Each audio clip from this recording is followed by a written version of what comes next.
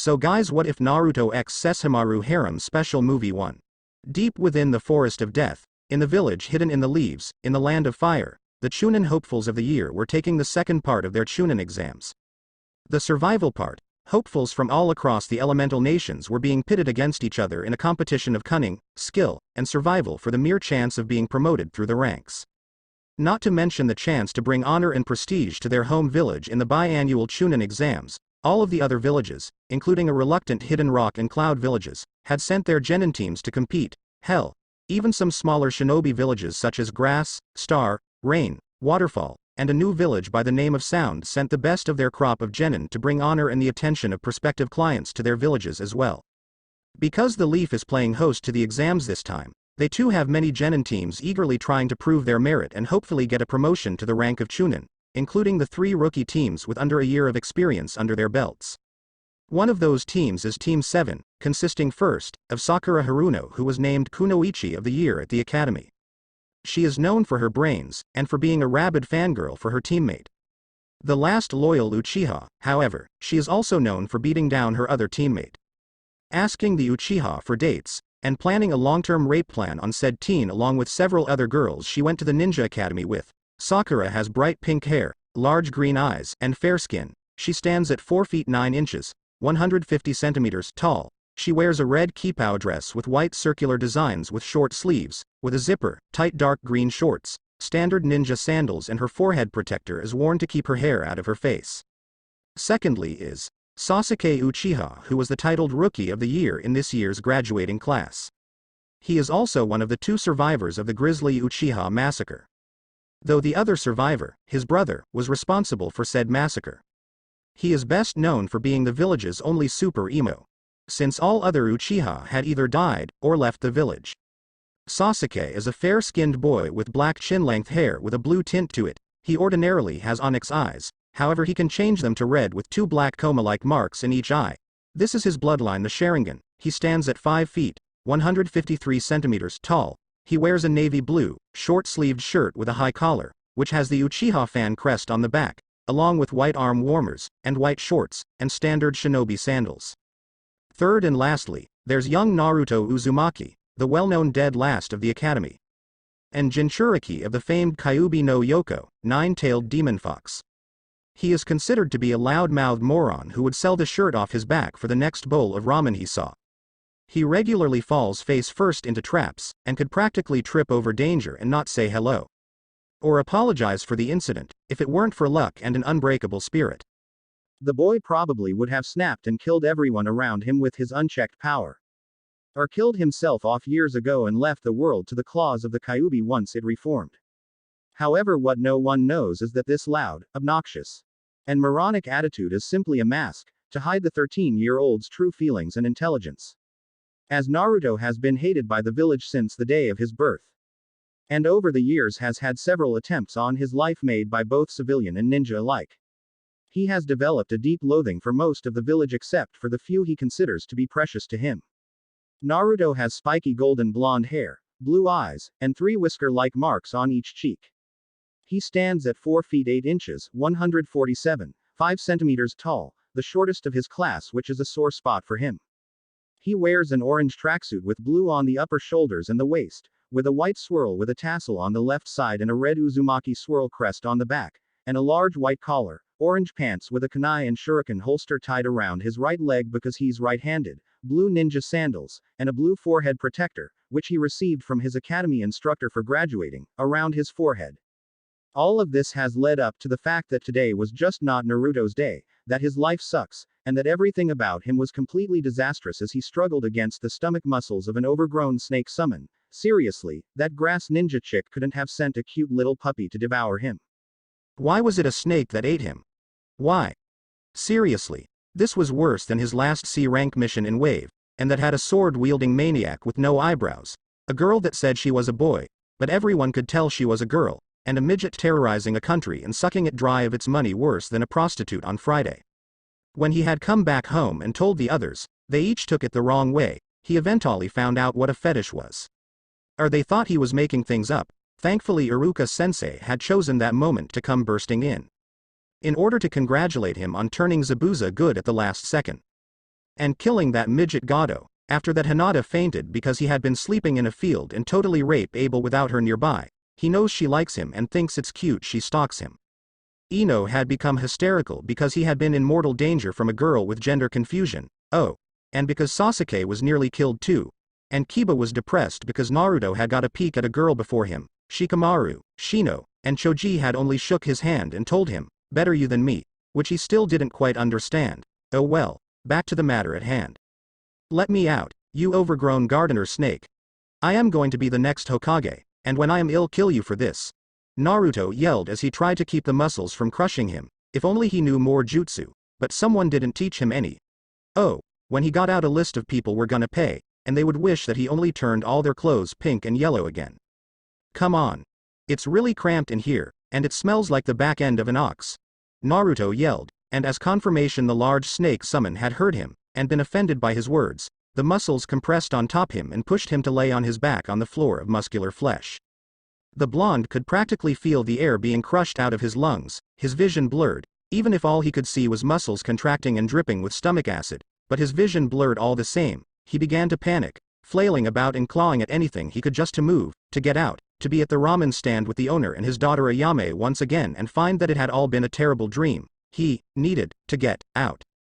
His vision faded to black, his eyes closed, and his body stopped its clawing and flailing as he laid still on the floor of flesh. This was the end of Naruto Uzumaki, eaten by a giant snake. Oh well, it could have been worse. He could have been killed by Sakura, or by the villagers beating him to death.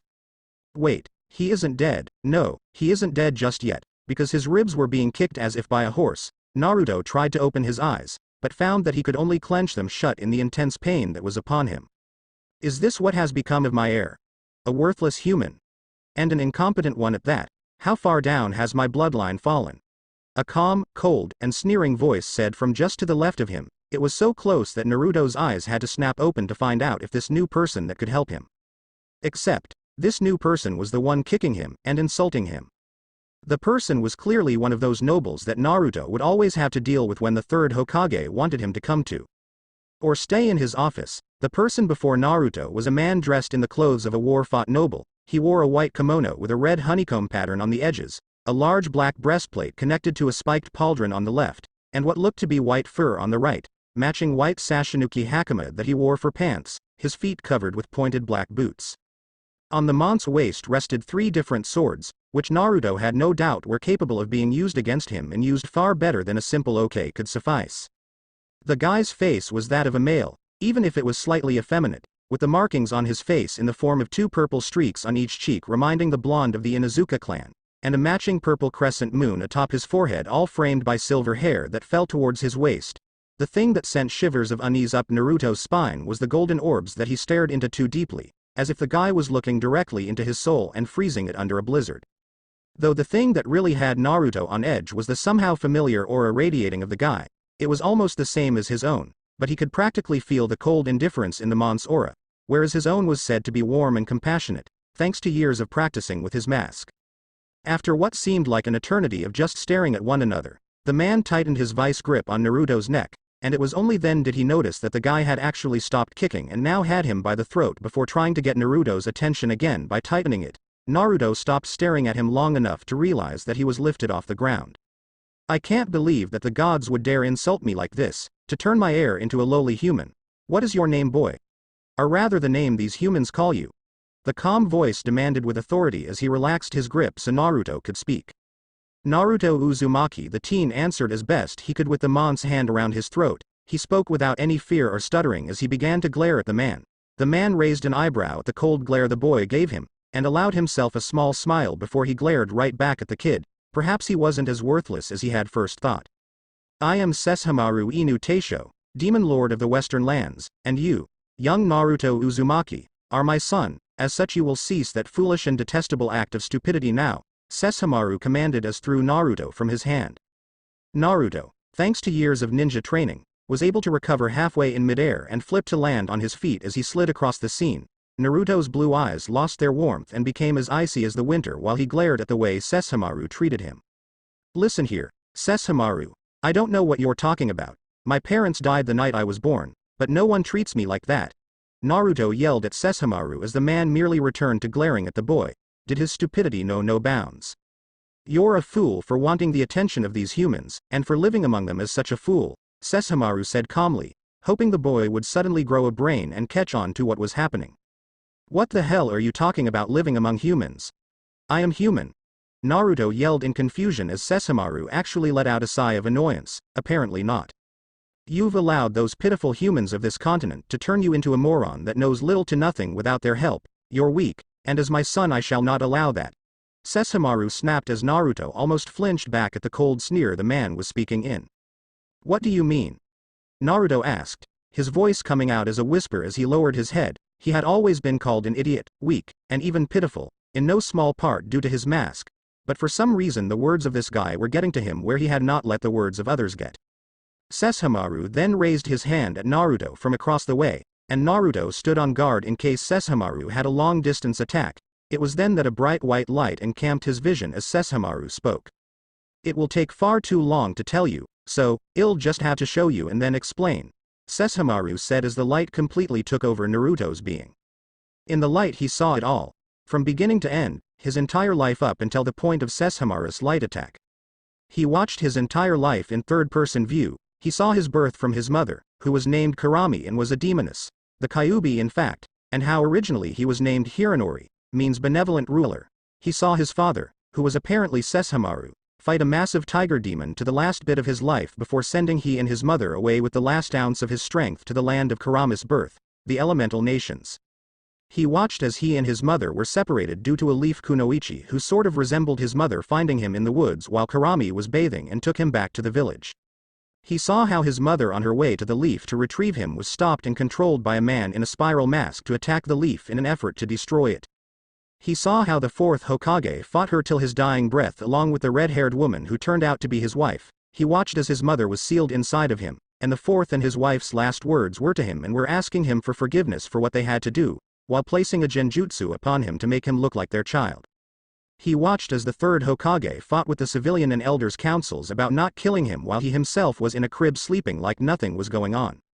He watched as he was almost killed multiple times before he was even 2 years old. He saw the Anbu protect him like he was family. He even saw the old man jump into action a couple of times. He watched it all. He watched Itachi kill his family on the orders of Danzo, behind the third's back, and how Itachi's final words in the village was for Naruto and Sasuke to grow up and be happy.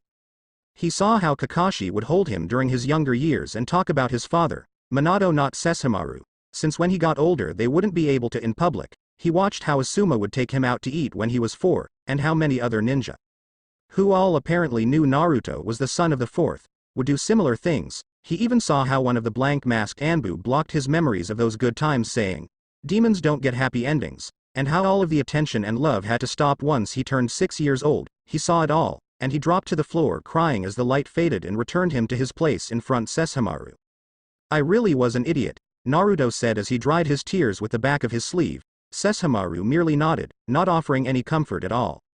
Yes, but that will stop today. No, right now, Sesshomaru said harshly as he fully turned to Naruto instead of watching him from the corner of his eye. He had turned away to not watch the boy cry. He hated such weakness, but for now had allowed it just this once. You were a fool for wanting their pitiful human attention through practical jokes when you could have focused on gaining it through your power, intelligence, and noble actions. Sesshomaru berated Naruto as the boy didn't even defend himself. Now that he thought about it, Sesshomaru, no, his father was right. Instead of pranking the hell out of people, he could have been training like he did in wave countries since the very beginning. Who knows just how powerful and smart he could have been if he hadn't been screwed over by most of his teachers, all except Iruka and a few others. Or by the ninja that wanted to show him some really advanced stuff. Hell, he mastered the shadow clone jutsu in one night. What else could he have accomplished if he had applied himself to his studies and such? In fact, if had applied the transformation jutsu correctly, he could have snuck into the library and learned some elemental jutsu, but it never really occurred to him for all his real intelligence, had truly allowed himself to become his mask. It's about time someone kicked some sense into the kid. Of course your way of going about things was always as blunt as a dull blade dog-kun, a dark and gruff voice said from the side of both males as a red glow began to appear. It continued to grow and morph until it took the full height and form of the Kyuubi. Naruto gasped as he looked up at the giant demon form of what he now knows not just to be his prisoner but also his mother. but then took a look around and realized that the entire time he had been talking, they had been inside his own mind. How could he have not noticed that before? Was he really that much of a complete moron? A small voice in the back of his head said yes, and he replied for it to shut the hell up. Sesshomaru merely glanced back at the Kyuubi as he turned to her somewhat. This was his former lover, sealed away within their son. While never as powerful as himself, or even that of his father, the vixen was double as powerful the last time he saw her, and even now with only half her true strength, she was far more powerful than his half-breed mutt of a brother. It would seem that his son would be even more powerful than anyone could have thought. Be silent, vixen, I'll deal with you in a moment, Sesshomaru said as he turned back to Naruto. You do not give me orders any longer, Sesshomaru. I am the Kyuubi, the nine-tailed fox lady, master of all foxes, and lady of the eastern lands back in those times, as well as being the strongest demon alive since your death, Kyuubi shouted out as Sesshomaru turned back to her. Naruto wasn't sure what was going on. It looked like his parents were fighting, but when Sesshomaru's aura started to pick up and became visible, he knew that his mom was about to be on the receiving end of an ass-kicking. The white of Sesshomaru's eyes turned blood red as his eyes turned dark blue, almost purple color as he glared at the fox vixen. The markings on his face became even more visible and his nails turned to claws as he held up a hand to show them. I said be silent, Karami, or should I silence you by ripping out your tongue? Sesshomaru said in a dark snarl as the nine tails made a sound. Naruto's eyes widened as he realized that the sound was a whimper, and not just any whimper. Having her sealed inside him had affected him his whole life, so he knew more about animals and the like more than even the Inuzuka clan of his village. He easily recognized the whimper as one of complete submission under an alpha. He didn't exactly know why he knew, but had stake money on the theory that it was because he and his mother were tied at the soul. The fox didn't say another word as she slowly began to morph once again. Naruto was sure that she was going to recede back into the depths of her cage where she once was and leave he and his father to talk, then come back to have her own conversation with him later, but he was completely shocked when he saw she was transforming into her more human form. That was, if the breasts were any indication, Sesshomaru must have caught Naruto's evident confusion, not that it was that hard to miss, since he spoke up. Your mother, as both a fox demoness and lady of them at that, is able to change form at will, as it makes it easier for her to travel human lands if she looks like one of them. Also before she met me she was originally male. However, because my power eclipsed hers, she changed into a woman in order to mate with me and continue our races as she recognized me as an alpha, Sesshomaru informed Naruto as the teen merely nodded, already long since figuring out that when it comes to the demon world nothing is ever as it appears. So, mom was originally a man? Naruto asked as Sesshomaru shook his head.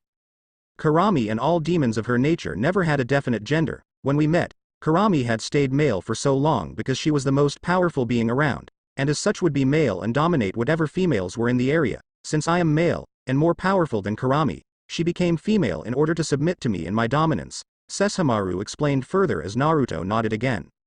Well, are all the other tailed beasts like that? The blonde asked as he remembered overhearing someone talk about a one-tailed demon in the Chunin exams while they were walking to the Forest of Death. Yes, each of them is of that nature, except they are different than you.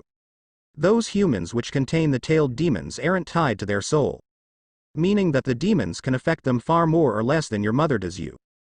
The first few may or may not be able to affect the gender of their hosts, but that is for you to find out, Sesshomaru said calmly as he pondered the thought. He was sure that each demon could change the gender of their host, all except for maybe the 8 tails, but he wanted the boy to have something to do after he returned, and what better thing to do than dominate several hosts that spontaneously became female. What are you? Naruto blurted out as Sesshomaru gazed at him. He realized that he was still letting a fraction of his power out, and so he repressed it once more and turned back to normal. I am a demon lord, the highest class of demon. We were also known as Daiokai or great demons. A Daiokai is a very powerful type of demon that is much stronger and smarter than the common demons. Most Daiokai have extremely long lifespans. Some are even borderline immortal, less slain in battle. The most defining characteristic of Daiokai are our ability to remain calm in battle even if the situation is dire or our life threatened, Sesshomaru explained as Naruto grew more curious, stepping closer to Sesshomaru as he spoke. And yokai? Naruto asked as Sesshomaru sighed in annoyance once again, but this time more at the fact that this knowledge wasn't commonplace anymore, rather than Naruto not having it. They are meager common demons. There is nothing really special about them since most have no intellect, and they blindly follow their instincts. Some of them are smart, but compared to the likes of us they are fleas to be flicked off our fur at any moment we so chose, Sesshomaru said as Naruto stood directly in front of him, gazing up at him with curiosity clear in his eyes. Are there other races, or clans, or whatever? Naruto asked as Sesshomaru nodded. Yes, there are half-demons, like my younger brother.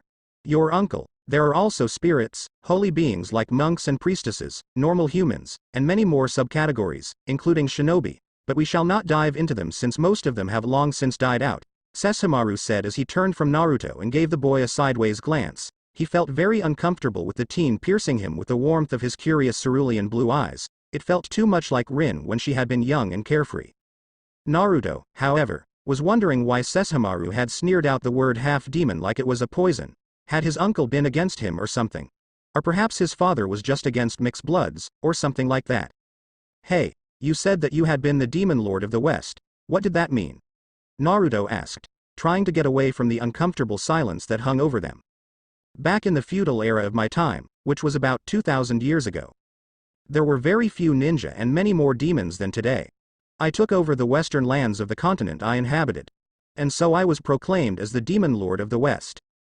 The other areas, besides the south and central lands, were ruled by one being or another. The east was ruled by Karami, who had left the elemental countries back then. As the Foxlands, the north was ruled by a powerful holy monk named Saint Hakushin. The south was not ruled as a whole because of the various warlords and territories held there. So no one wanted the job of uniting them. It was ruled eventually, however, by my brother, his priestess wife, and their group of friends. The central lands were a place of neutrality. We demon lords would wage war there or in the southern lands if we ever fought, but those were few and far between in those times, Sesshomaru said as Naruto nodded, fully understanding all of what Sesshomaru was talking about. Nowadays, those lands have fallen into the hands of humans, who made them what they are today. However, as this is a different continent, you shall become the ruler of all the lands west of the sea, including the land this very village is built upon, Sesshomaru said, his voice of indifferent reminiscence as Naruto watched him. It was then Naruto had a thought. If he remembered correctly, then a child born of two demons would in fact be a demon themselves, then that made Naruto a demon, even if he wasn't his mother. Naruto lowered his head as his expression became that of depression. They were right about him, they were right all along. What's with that pathetic expression? Sesshomaru inquired as he glanced at Naruto from the corner of his eye. The villagers were right about me all along. I am just a demon after all, Naruto said sadly as Sesshomaru scoffed at him. Naruto's head jerked up as he looked directly at Sesshomaru's raised brow. Don't you ever compare us to those filthy pests.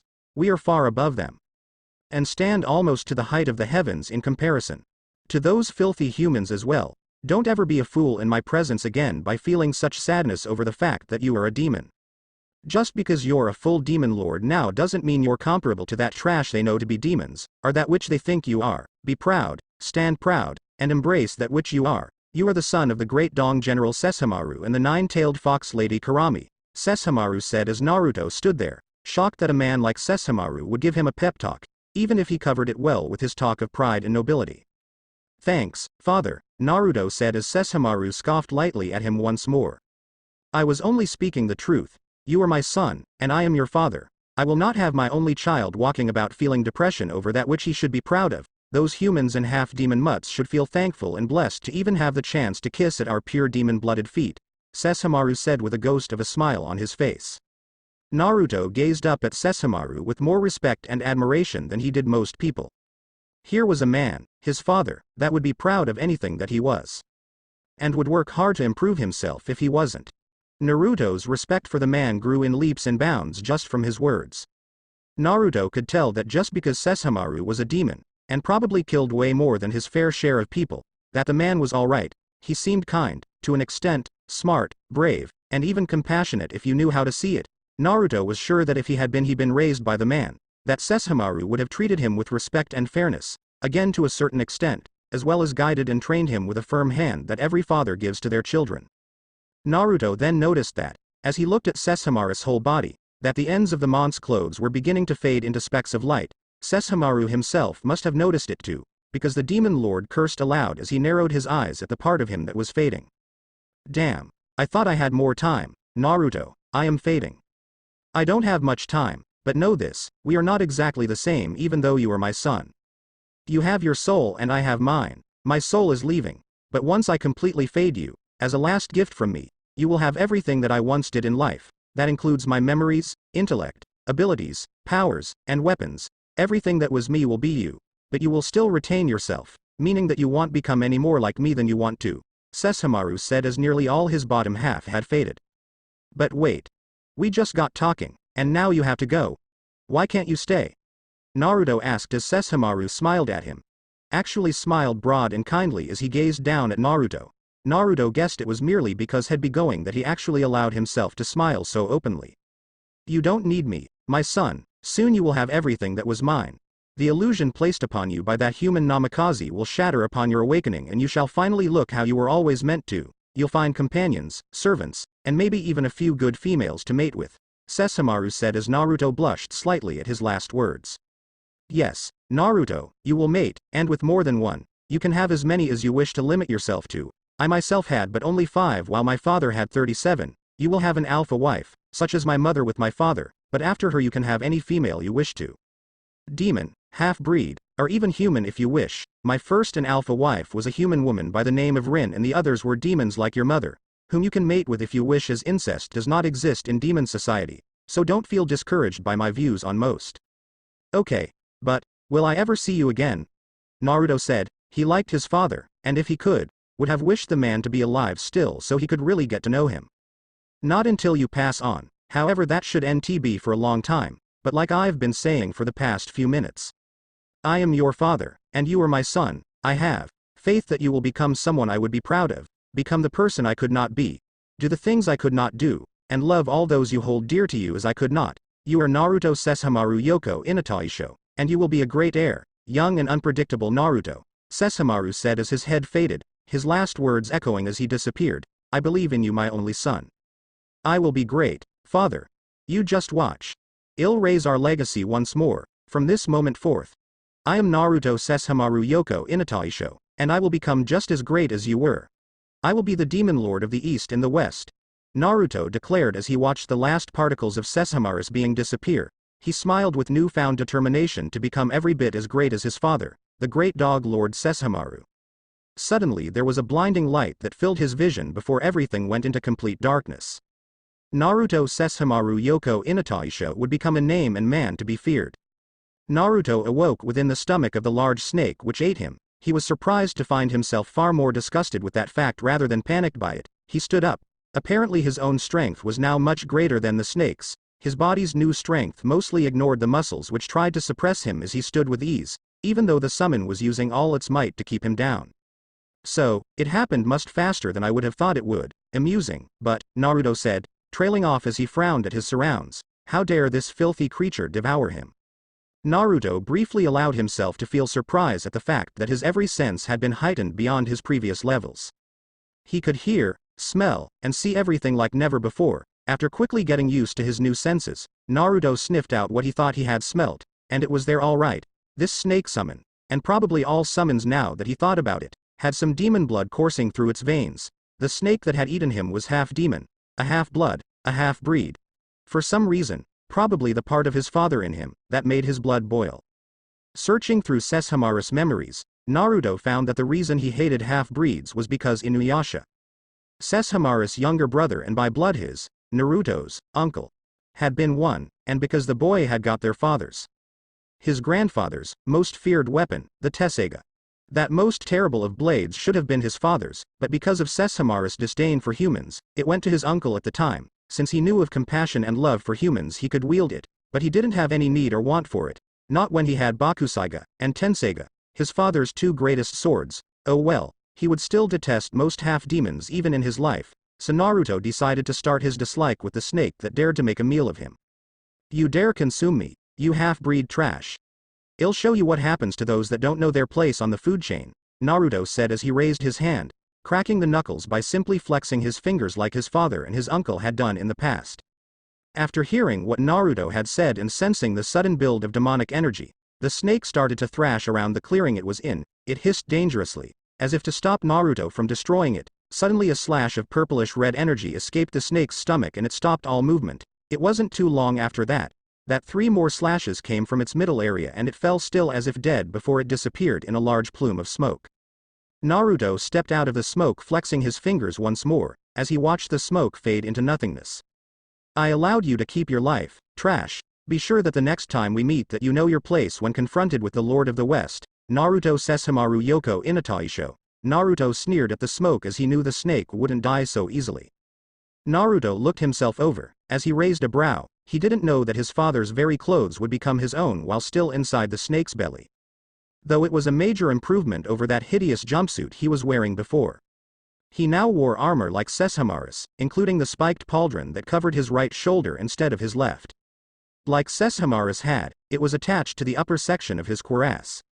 From Sesshomaru's memories, he knew that when damaged, his armor would automatically regenerate itself using a small portion his demonic energy. His brow rose even further as he realized that both his armor and his long flowing sash had a more land of water influence, as opposed to the customary land of fire armor and sash that was normally worn by nobles from his country. Oh well, he could fix it with a snap of his fingers, and done.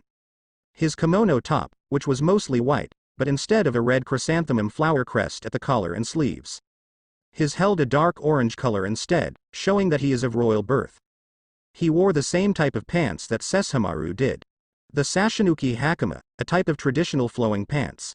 Which like his father's were gathered at the ankles producing a ballooning effect. His footwear consisted of flat-pointed ankle-high boots, instead of his blue shinobi sandals. The right side of his collar featured the crest of the Azai clan, the human name for the great dog demon clan.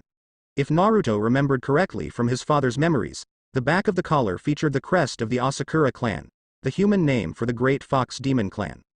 Naruto looked over his left shoulder only to see two long, thick, and yet soft furs that he could feel coming from his shoulder. But wasn't exactly sure where they started from on him.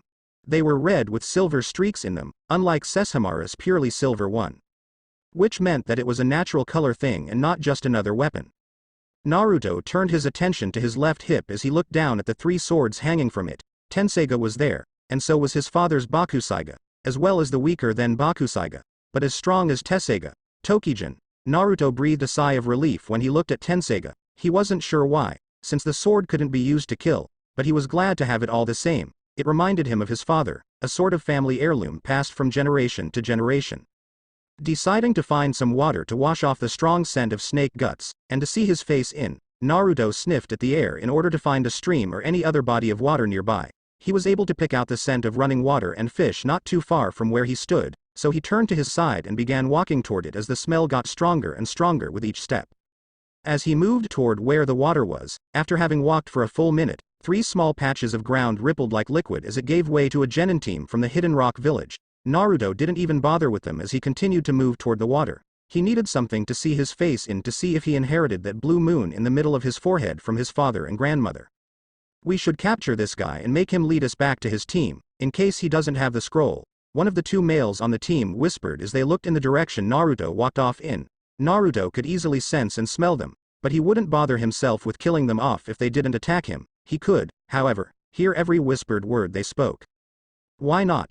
If he doesn't have his team's scroll and refuses to cooperate then, well, we can always leave a fresh corpse behind for those hungry woodland creatures, the only female of the team said with a giggle.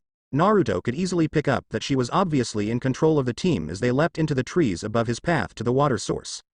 I can't wait to kill a leaf brat. The last member of the team mumbled as they all picked up speed while suppressing their chakra as if Naruto still couldn't sense them. After walking some more, Naruto found the body of water he had smelt. It was a stream that ran naturally through the forest, and he was sure that it reached the center of the forest as well. He bent down to the water's edge, and washed himself and his clothes off using the water in the stream and his own demonic power, drying them in the same way. After washing and re-clothing himself, Naruto sat at the water's edge to look at his changes, and he wasn't disappointed, as he saw that he indeed inherited the crescent moon on his forehead, except his was pointing to the right like his grandmother's. Naruto looked a little like he did before meeting his father, same tan peach skin tone, but now his facial structure was that of Sesshomaru's, with subtle hints of Karami in the nose and eye shape.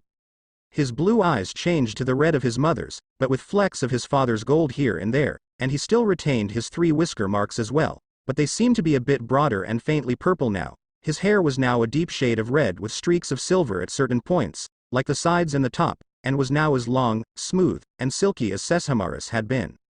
Just as Naruto let out a sigh of relief at seeing his true appearance, he had to tilt his head to the right slightly to avoid a kunai, that went whizzing past his face and into the stream with a loud splash. Naruto sighed again, but this time in annoyance as he stood to his new full height of 5 feet 8 inches, 176 centimeters tall, now a full foot taller than he used to be. I've no time to deal with trash like you three, so let's make this quick. Why don't you fools reveal yourselves? I've known you were following me from the very beginning, Naruto said as his attackers showed themselves. They had no problem rising up from the ground in battle stances a few feet away from him, all three smirking with confidence at their easy kill, not knowing that by the end of the day Rock Village will be down one less genin team because of one demon's awakening. The three Rock genin continued to smirk at him for a few minuets, before the kunoichi decided to speak. Listen up, buddy, you're clearly at a disadvantage here, since it's 3 against 1, so why don't you just hand over your scroll? But if you don't have it, then you can show us where your team is and we can take it from them. No harm, no foul, everyone walks away alive, the female leader of the team demanded as Naruto turned his head to the side to glance at the foolish humans that dared to challenge him. Why would I do that, little girl? I don't have any scroll for you to take, it's not like you could, even if I had one. Now be gone, trash, Naruto replied calmly as he turned back to the stream to finish observing his reflection. The team was obviously insulted by his words, as he could feel their chakra spike some after he turned away from them. You bastard. Take this. One of the two boys growled as he blurred through hand signs and slammed his hands on the ground. Earth style. Earth Dragon Jutsu. Naruto watched impassively, yet with a raised eyebrow, as a dragon made entirely of stone rose from the ground in front of the shinobi, as it roared at him and then launched itself in his direction. The attack closed the distance between himself and the rock team quickly, slamming into the ground with a large boom, creating a cloud of dust and debris as it broke up more rock and dirt in an effort to crush the red head into nothingness. After a moment of complete silence, the genin rose up from the ground with a grin. Nice going, Daichi. You just cost us a free scroll just because you couldn't control your rage, the other boy complained, as at the same time the kunoichi slapped the now named Daichi upside the head. Fuck you too. There are a bunch of other teams out there. Besides, the guy was all talk anyway, Daichi said with a scowl, before he smirked as they waited for the dust to settle so they could see the body or what was left of it. When the dust did settle, all that was left was the deep gouge that let water from the stream to pool in it. However, Naruto stood a few feet to the right looking completely unharmed. What the hell? There's no way you were able to dodge my attack. It was less than an inch from your face when it hit, Daichi exclaimed, while shifting his gaze to his two teammates who just nodded in agreement while pulling out kunai and shuriken, just in case they needed them. Amusing, but not surprising that a ninja from the hidden rock village would use an earth jutsu, so predictable, Naruto said coolly as he gazed at the three ninja. I am feeling slightly compassionate today, so I'll allow you and your team to leave with your lives. Go now, before I remove you from this world, Naruto replied while dismissing the entire rock team as he turned from them. What the? How dare you? Let's kill this leaf brat together, Ryusuke, Kasumi. Daichi shouted in rage. He was definitely seeing red at being ignored by the weirdly dressed ninja. Daichi's teammates nodded their heads, as they all flew through hand signs at the same time. Earth style. Earth Dragon Jutsu. Daichi yelled as another dragon erupted in front of him with its mouth open wide in a snarl. Earth style. Mud Bullets Jutsu. Ryusuke said calmly as his cheeks puffed up and he spat out multiple balls of chakra-enhanced mud at him, which kept pace with the Earth Dragon on their path to Naruto. Water style. Water Dragon Jutsu. Kasumi, the female leader, yelled as she slammed her hands on the bank of the stream and a huge dragon made of water rose up behind Naruto, threatening to swallow him whole as he raised a brow at it. Just try to dodge all of our strongest attacks at the same time, big man. Daichi challenged as all three jutsu finally converged and collided where Naruto was standing, with such force that the area itself shook as the three jutsu exploded on contact with one another. When the dust finally settled from the combination attack, the rock team stopped to admire their teamwork at dispatching a leaf genin. Damn, that felt good, Ryusuke said as he exchanged a high five with Kasumi. It's a shame though, he was pretty cute, but I bet that leaf bastard regrets messing with us, now that he's dead, he. There isn't even a body to help feed the poor animals, Nami said with a cackle and lopsided grin as Daichi simply nodded in agreement. Who said I was dead? You disappoint me, because if that is the best you have to offer, then humans are only a little less pathetic than in my father's era, though some of them were far more powerful than that display. Naruto's voice came from right behind the three genin. They tried to turn and react, but before they could, Ryusuke was sliced in half by a flash of light and Naruto was no longer there. The reed head just watched impassively as his whip of light sliced the boy in half at the middle. He didn't want to kill him with his hands, because getting men's blood on his claws always made him feel disgusted. The last two genin snapped toward him as their faces contorted in different emotions, Daichis in rage, and Kasumi's in fear. He flicked his wrist only once and the whip moved in a wide arc as it sliced Daichis' head from his shoulders with ease, slowly, as if time were moving in slow motion. The two bodies fell and slumped to the ground with the heads of the horror-stricken faces lying nearby the surviving girl, Kasumi. The girl's face went white with fear and horror very quickly. Naruto decided that he would give the bragging girl a fate far worse than death. He slowly advanced on the young woman, as the kunoichi tried to turn and run, but tripped over an overgrown root directly behind her. Fear overloaded her every instinct and sense as all she could think about was the demon of a boy. No, this demon of a man, slowly making his way to kill her in the most painful manner possible for trying his patience. Please, please, dear Kami, don't kill me. I am only 16 years old. I don't even have a family. I lost my father at the end of the Third War, and my mother when I was only 8. I've never even had a boyfriend. My 2 teammates were all I had. Please don't kill me. I'll do anything, just spare me. Kasumi shouted as Naruto stopped directly in front of her. Anything? Naruto asked with a raised brow as he suppressed his smirk. It was going exactly how he wanted. Yes, anything. I am yours to command, my lord. Please use me as you see fit, as a servant, or a sexual object to relieve your lust, anything. Just please spare my pitiful life.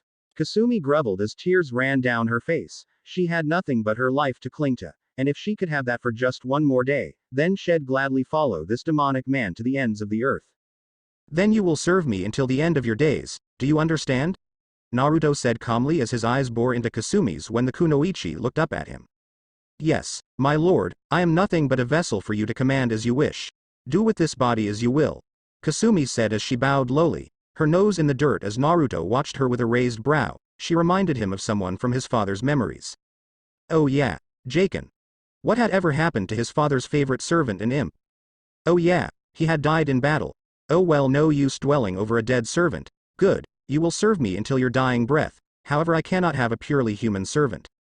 Kasumi looked up in confusion, and her confusion and fear only grew even more once she saw that Naruto already had one of his swords out and was in mid-swing with it. The sword slashed her in two, but it felt like her soul had been cut and then re-sewn with new thread as she fell backward into the ground. There was no physical wound to be had, but the girl's mind and soul were forever changed as she got off the ground with the worst headache she ever had. Suddenly information that she didn't have before flashed in her mind. Information of attacks and abilities she'd never even heard of before. She got back to her feet as all of this happened in the span of a few seconds. She now knew everything and more of what she was, and who she served. What did you do to me? She inquired as she checked herself over to find that some changes occurred to her body while she was seeing the information in her mind. She was now 2 inches taller, standing at 5 feet 4 inches tall. As opposed to her former 5 foot 2 inches, her bust had increased by a cup size. Going from a mid-B to a low C, and her fingernails now looked like actual claws. Also her hair changed color slightly from black to a blackish blue. Now her ears are elf-like, and if she looked in the stream she'd see that her eyes were now light blue instead of brown. The most startling changes were to her senses. She could now see, smell, hear, and taste things so much better than before, and she could feel a second energy in her body besides her chakra. Naruto continued to look at her impassively as he resheathed Tenseiga. I have just interwoven part of the soul of a demoness into your own soul. I gave you her powers, abilities, yoki, and knowledge, but left out her memories and feelings. I cannot have my first servant dying because she is human and takes a deadly wound, or gets too old and infirm to continue serving my needs. The young woman just blinks at this and asks, so I am a demon now? What kind of demon exactly? And what was the name of the demoness whose piece of soul I now have? That wasn't in the info I got, my lord. Naruto sighs at her questions, but answers nonetheless in order. Yes, you are now a demoness. You should feel proud of this as you have now risen above your former human teammates. You are now a panther demoness. The name of the demoness whose soul piece I haven't given you was Toran. She was an enemy and then a loyal servant of my father, alongside her 3 siblings. Now are there any more questions or can we get a move on? I have a leaf trader to kill, and my teammates to find. After saying this he walks past her and back into the forest, back in the direction his team and the grass nin had been last. Kasumi nods at all the information he just gave her, and quickly accepts her new race, before realizing that her lord has left her standing there. As she turns and sees his back retreating into the forest, she quickly scrambles to catch up to him before he's out of sight while yelling, "Wait for me, Lord Naruto. Please don't leave me behind." After running for a few minuets, she finally catches up to him, as she walks right behind him and puffs up her cheeks as she asks, "Why did you start walking without me, my lord?" Naruto simply looks back at her out of the corner of his eye and says, "I told you, I am in a hurry and you looked content to stand there and ponder the wonders of your new life. Now I hope you can keep up because we're going to be moving fast." After saying this, the teen jumps up into the air and begins to fly on his own power, much like his father used to do. Kasumi quickly jumps up into the trees and starts to hop from branch to branch, and finds that with her new demon physiology that she can easily keep pace with her lord and master, so the two lapse into silence as they head towards the last known location of her lord's human teammates. While they traveled, Kasumi just couldn't get over how kind and benevolent Lord Naruto could be, case in point. He talked quite a bit for one thing, as he had been telling her about being the son of two demons and having his true appearance and blood sealed away until nearly being killed by the stomach of a snake summons, but Lord Naruto had stayed the same when it came to fury, as proven by the way he perfectly killed the 4 teams of ninja that had stood in their way of reaching wherever they were going. She knew, now more than ever, that Lord Naruto may be kind. More openly now that she was a demoness and his servant. But he was still a man to fear and respect. They had arrived in a part of the forest that Kasumi couldn't recall from her more recent memories. Stopping on a branch high up in the canopy, and looking down on an area where it seems a great battle took place, if the 2 strong residual chakra signatures she could feel down below were any indication, one of the signatures was at least 5 times stronger than the other, even though it seems they are at most a day old. She looked to her side to see Lord Naruto scowling as the man clicked his tongue in disgust. "It seems my escape from the snake summon, and dealing with your former teammates took more time than I had assumed. My teammates were here, however they have long since left, as has the snake summoner who attacked us, though finding my teammates will be easy as I can still smell the girl's scent, however finding the traitor will be a bit more difficult." However, after stating this, they both suddenly felt 2 spikes of chakra about 5 kilometers to the east of their present location, and one of the signatures is easily recognizable as the grass kunoichi. Kasumi gulps at the feeling of the powerful chakra signature and looks to her lord and says, "Lord Naruto, are we going to go towards that powerful chakra signature? If so, may I say that though slightly weaker, it's still at least 4 times as strong as the new signature it's up against, and feels as though it's slightly tinted with yoki. Whoever is fighting that person is in trouble." However, instead of answering her, Naruto racks his brain to figure out why the second signature feels so familiar to him, when it suddenly hits him. It's the crazy proctor of the second exam, and one of his only friends in the village, Anko. Suddenly he hears a feminine voice in his head say, "If you go now, at your top speed, you should reach her in time to save her, Sochi-kun." At first he's surprised by it, but quickly gets over it and asks, "Mother? Is that you?" The vixen giggles slightly at this and replies, "Of course it's me, silly. You don't have any other sexy demoness sealed inside you. Before you ask how I can speak to you, I'll explain it later. For now, get a move on and save your friend." The reed-haired teen nods his head and replies, "Yes, mother." He then does something else he got from his father's memories. His body is enveloped in white light and suddenly he becomes a ball of floating light, before rocketing off to the east of the forest, leaving behind Kasumi. The now blue-haired kunoichi demoness blinks at the suddenness of her lord's actions, before finally realizing he's left her behind, and so she decides to try and follow after him while yelling at nothing in particular, "Please wait for me, Lord Naruto," and heads east. Meanwhile, in another part of the forest, a certain kunoichi's day has gone from bad to worse. It all started off when she was called in by some chunin to investigate 3 corpses that were found. Now seeing corpses was nothing new to the woman. As an experienced Jonin-level kunoichi with many missions under her belt, as well as being the deputy head of the Leaf's T&I department, she sees them all the time.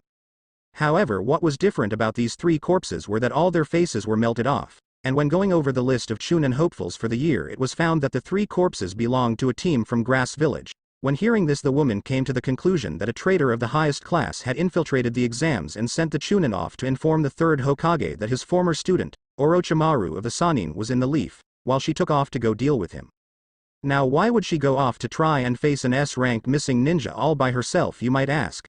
Simple, this woman is Special Jonin Anko Midarashi, knowing throughout the village by many names, chief among those being Crazy Snake Lady to the children, and Snake Whore to the adults, civilian and shinobi alike.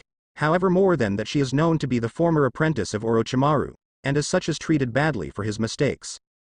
Anko has waited years to have revenge on her former master for abandoning her in the village, giving her a hickey from hell, and for all the abuse she's suffered from the village because of him. Now how did her day go from bad to worse? Well, it just so happened that she managed to find her traitorous master, or rather he found her, and after some bantering let her anger get the better of her and attacked him. However, no matter what she threw at him she couldn't land a hit. He had a counter for every move she made, even when she attempted to use a mutual death jutsu on him. She found that the Orochimaru she had pinned was just a mud clone, which leads us to right now. Anko lays on the trunk of the tree branch she and her former sensei have been fighting, her body covered in cuts and bruises. However, the greatest pain is in her left shoulder, where the curse seal that the man now standing in front of her gave her, resides, as it burns, causing her to writhe in pain. The snake-like man lifts up his sword, the legendary Kusanagi no Tsurugi, grass-cutter sword, as he walks towards her while chuckling evilly kukakuku. Well, it's been fun, Anko-chan. But it's time to end this little visit. It's so sad that you never accepted my gift to you. If you had, you wouldn't be in the pain you're in right now. Oh well, I've found a new toy to replace you. Anko grits her teeth against the pain and says, "Shut up, you bastard. The third Hokage and his Anbu should be on their way here about now." Orochimaru laughs harder at this before stating, "Yes, I am sure they will be. However, by the time Sarutobi-sensei and the Anbu arrive, I will be long gone, and you, my dear Anko-chan, unfortunately will be dead. I do apologize. Know that it isn't personal. You will always be my cute little apprentice to me, but I must send a clear message to Sarutobi-sensei." He raises the Kusanagi into a position for a downward strike as he now stands 4 feet from her. Anko's vision starts to become blurry, as the pain from her wounds and her curse mark begins to become too much for her. And as she watches his blurry figure coming closer and closer to her, all she can do is inwardly curse at still being too weak to defeat him. However, hope returns to her when she sees the Sannin stop in his tracks 3 feet from her as a ball of intense light arrives from nowhere, blinding in its intensity, before morphing into the figure of a man with red hair, and that is the last she sees before going into blissful unconsciousness. Orochimaru, however, is not as lucky, as he gets a full view of the man standing 2 feet in front of him, almost protectively over the woman's prone figure. The man is only slightly shorter than himself, wearing the clothing and armor of a noble, with long red hair with silver streaks in parts. At his right hip sits 3 swords. However, the most noticeable thing about the man, and what has the Sannin on edge, is the power he exudes. As it's enough that the snake-like man has a bead of sweat rolling down his face. Incredible. I don't know who this man is, but the power rolling off of him is both frightening and intoxicating. Judging by the look in his eyes, it's only the surface of what he has, and yet is greater than my own power by at least half, and that's if I was at full strength. I cannot fight him as things are now, so I'll need to retreat. Naruto, however, just looks back at Anko, listening for her heartbeat. And after a moment manages to hear it, as he sighs in relief that he made it in time. He looks back at the snake-like man in front of him and sneers at him. "Your path of destruction in this forest stops here, Orochimaru of the Sannin. I will not allow you to take another step towards this woman. If you wish to kill her, then you will have to come through me, and frankly I don't believe you have the power to do that." He then draws out Tokijin from his sash and holds it out in front of himself, ready to clash blades with the deranged ninja. However, Orochimaru unexpectedly swallows his sword and bows to the red-haired demon lord, before saying, "You win. I won't kill little Anko-chan. I am no fool. As things are right now, I have been in 2 battles already and have lost a great deal of my chakra. I'd be no match for you, so this time I think a tactical retreat is in order. However, before I go, would you be so kind as to tell me your name? I see it as only fair since you already know mine."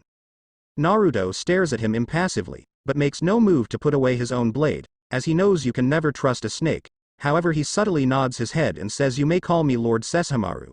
Know this, Sannin. The village hidden in the leaves is my territory, and soon the whole of the land of fire shall be the same, and I do not take kindly to trash entering my territory. The next time we meet shall be the last, because the next time I will kill you, weakened or not." Orochimaru chuckles at this as he sinks into the tree as if it's water, and before he's fully submerged replies, "I will remember your name and your face, Lord Sesshomaru. The next time I see you things will be different. Perhaps I'll even gift you with my curse mark. But make no mistake, if you cross me it will be you who will die. Have fun with my broken toy, kukakuku." And with those last words the snake Sannin's presence completely vanishes.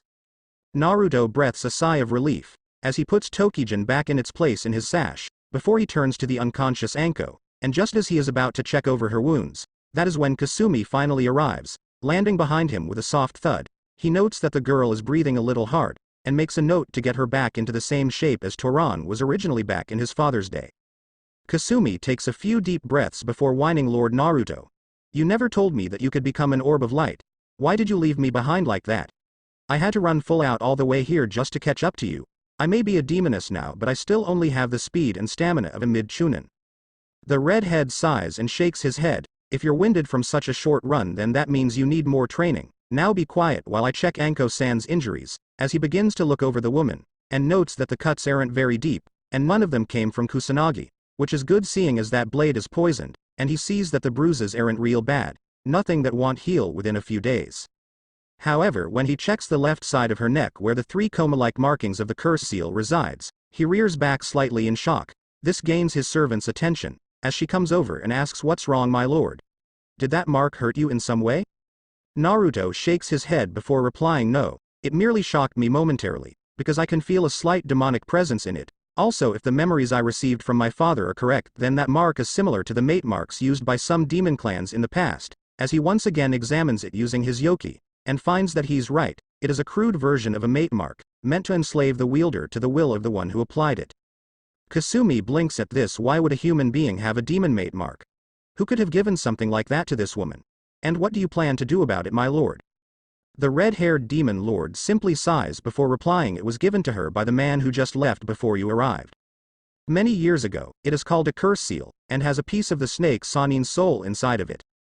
Surely you felt it, Kasumi. The slightly demonic edge to the Mons chakra back where he fought my teammates, as well as the residue here. He has turned himself into a half-demon, most likely in an effort to extend his life and gain immortality. The only way to free someone from a mate mark is to override and replace it with the mark of a stronger demon, meaning I will have to bite her where the mark is while channeling my yoki to my teeth, and give her my mate mark." The blue-haired Kunoichi's eyes widen at this, as the part of her soul that is Toran tells her that that action would make the woman one of her lord's mates, and she decides to voice this. "My lord, are you sure about this? If you do what you're saying, then that woman will become one of your mates. What is she to you that you would so willingly mark her in such a way just to save her from the grasp of a half-demon?" Naruto turns his head toward the former human slightly and gives her a sharp glare, before he replies, "It is not your place to question my decisions, Kasumi. You are but a servant. As for what she is to me, she is one of the few precious people I have in this rotting cesspool of a village. She has been my friend since I was 9 years old, always looking out for me and even treating me to dango when she had the time and money. She is the only other person in the leaf that knows what it's like to be an outcast. As such, I will do what I must to save her from a continued life of misery, even if that means marking her as one of my mates." After seeing that the girl is properly chastised, he turns back to Anko. As he picks her up in his arms slightly while bending down a little to get to the mark, Naruto then proceeds to channel a good portion of his yoki into his teeth before biting down on the curse mark and pumping it into the woman's body. As he continues to do this, he can feel the piece of Orochimaru's soul and yoki already inside the mark try to fight back. However, his demonic energy proves too strong and they are destroyed. All of this only takes 3 minuets, before he releases the woman's neck from his teeth and looks at his handiwork, as the seal keeping the curse mark's influence at bay evaporates, and the 3 commas of the mark shift and transform into the shape of a 4-tailed foxdog hybrid with its mouth open in a roar. Naruto smiles softly as Anko shifts in his arms and snuggles up to his chest with a happy look on her face. He picks her up bridal style and turns to Kasumi. "Come. We need to place Anko somewhere safe, and go and find the fools I call teammates," and all the girl can do is nod her head, as they leap up higher in the tree they're in. When they reach nearly the very top, they finally stop on a large enough branch. Naruto walks over and places Anko down with her back against the tree's trunk, before moving the hair out of her face gently and saying, "I will be seeing you again very soon, my snake princess. Until then, rest well, and enjoy the gift I have bestowed upon you." With that, he turns and walks back over to his servant and motions for her to follow him, as he takes off into the trees in the direction he can still smell Sakura's scent. As they travel, the blue-haired girl can't help but to inquire of something that has been bothering her for a while now, so she voices it to her lord. "Lord Naruto, I was wondering, why didn't you heal her wounds? Though the cuts weren't very deep, there was still a lot of them and she could bleed out." Naruto merely hums at this and responds in a calm voice, "There is no need to worry about her wounds. Even at the very moment we left, all the cuts and bruises upon Anko's body were beginning to heal. When I introduced my yoki into her body to destroy Orochimaru's mark, it had the effect of transforming her physiology slightly." Kasumi looks at him confused, and he can sense this, so he continues. "What that means is that over the next couple of days her body will be going through some changes. She may grow taller, her strength, speed, stamina, endurance. healing rate, and chakra levels will raise, and she will gain a second and separate pool of yoki. Her musculature will likely become more defined. Her bust size might increase slightly and she may gain some demonic features such as claws. All of this is part of her transformation from being a human to being a half-demoness. Anyone with even the tiniest bit of my yoki in them cannot remain fully human as it is very potent. Do you understand now? Kasumi nods her head to show that she now understands, and after this they fall into silence again. However, throughout their trip towards her lord's teammates, he pumps her for information on the elemental nations, and all the other ninja villages especially. She informs him of everything she knows, including information on her village of rock, informing him that they have an old leader, in the form of the third Tsuchikage, Onoki, also known as the fence sitter, and that besides the old man the strongest ninja in her village is his son-in-law Kitsuchi. Eventually night begins to set in, and they finally reach the location of his team, which is a hollowed-out tree in a bit of a clearing. However, Naruto opts to stay outside of the range of his female teammates' vision and senses and orders that they keep their chakra and yoki suppressed and to rest on the tree they currently stand in. The demon lord then lays against the bark of the tree and closes his eyes, while the servant continues to watch the clearing, seeing that the pink-haired girl is staying awake and keeping watch, as if expecting to be attacked. After watching for 2 more hours, the young woman becomes tired and falls asleep. When she awakes the next day, it's to what sounds like a battle. Thinking that her lord is fighting, her eyes snap open in an instant, only to find the young man sitting on the tree branch still. She notes that he is looking towards the clearing where his team is, and turns to it to find that 3 other teams are now in the clearing, 2 from the leaf and 1 from the sound. She blinks and rubs the sleep from her eyes, while yawning, before looking over the scene again, and finding her master's male teammate currently has one of the males of the sound team in position to break his arms, and says, "My lord, what's going on? When did the fighting begin?" Naruto looks sideways at her and chuckles before responding. "It started about half an hour ago. The sound genin attacked Sakura, that's my female teammate, in an effort to kill Sasuke, my male teammate, on the orders of Orochimaru apparently. However, just as they were getting ready to kill Sakura, another leaf genin named Rock Lee appeared and started to fight them. He did well too, until the bandaged sound boy used a sound-based attack to destroy his equilibrium and he proceeded to get his ass handed to him as well. Then the blonde, pineapple head, and fatty arrived and tried to fight but made things worse, and then Sasuke woke up. He had demonic energy swirling around him and those black marks appeared all over his body, before he started to dominate the sound genin, and that's where we are now." With that said, Naruto, now that he was new and improved, had to say that he was deeply disappointed with both himself and the 11 ninja that were in or near the clearing in which battle was being fought. First there was Sakura. He was a little disappointed that she had been smarter than him, but he was proud, just a little so, to say that his practical ninja skills were far better than hers back when he had claimed to be a ninja yesterday. She was book smart, but besides that, right now she was weaker than any other normal human. She didn't have any bloodline or clan techniques, but that didn't stop other kunoichi who were in her place from being stronger than she was. She had put no effort into getting any stronger than she wanted to be. It was only thanks to Kakashi teaching her some first aid and a few low-level genjutsu that she wasn't still at academy level. In fact, he wasn't sure if she knew any offensive jutsu, but it didn't matter to him. The next disgrace to him was the boy who had thoroughly wiped the floor with him just a few days ago. Rock Lee. The boy had no genjutsu or ninjutsu, but Naruto was glad to say that the boy's blows were almost at his uncle Inuyasha's level from his father's memories. Back at his previous level of power, he had almost no formal taijutsu training and everything he did was self-taught. Rock Lee, however, had a lot of training under his belt, and showed it off proudly, even if he had gotten his ass handed to him by these sound shinobi. However, that still didn't soften the blow to his pride when he saw how easily they began defeating the boy, and when he thought about how easily the boy had defeated himself, even if it was before his awakening, and he was a self-made moron. Naruto did not like being seen as weak, something he gets from both of his parents now that he thinks about it. Then came the 2 people tying for his disappointment. Shikamaru Nara and Choji Akamichi. The pineapple-haired Nara was supposed to be a lazy genius and the big-boned, swirly-cheeked Akamichi an unstoppable bulldozer. Both were from clans, and only having learned 1 jutsu each would have been unacceptable in his books if he were a sensei, though his disappointment ran deeper than usual because it was partially his fault for distracting them from their studies with pulling them in on his pranks. At least they were lesser disappointments than Sakura was. As for their female teammate Ino Yamanaka, well, she's only slightly less pathetic than Sakura, and that's only because she comes from a clan and can use one of her clan's jutsu.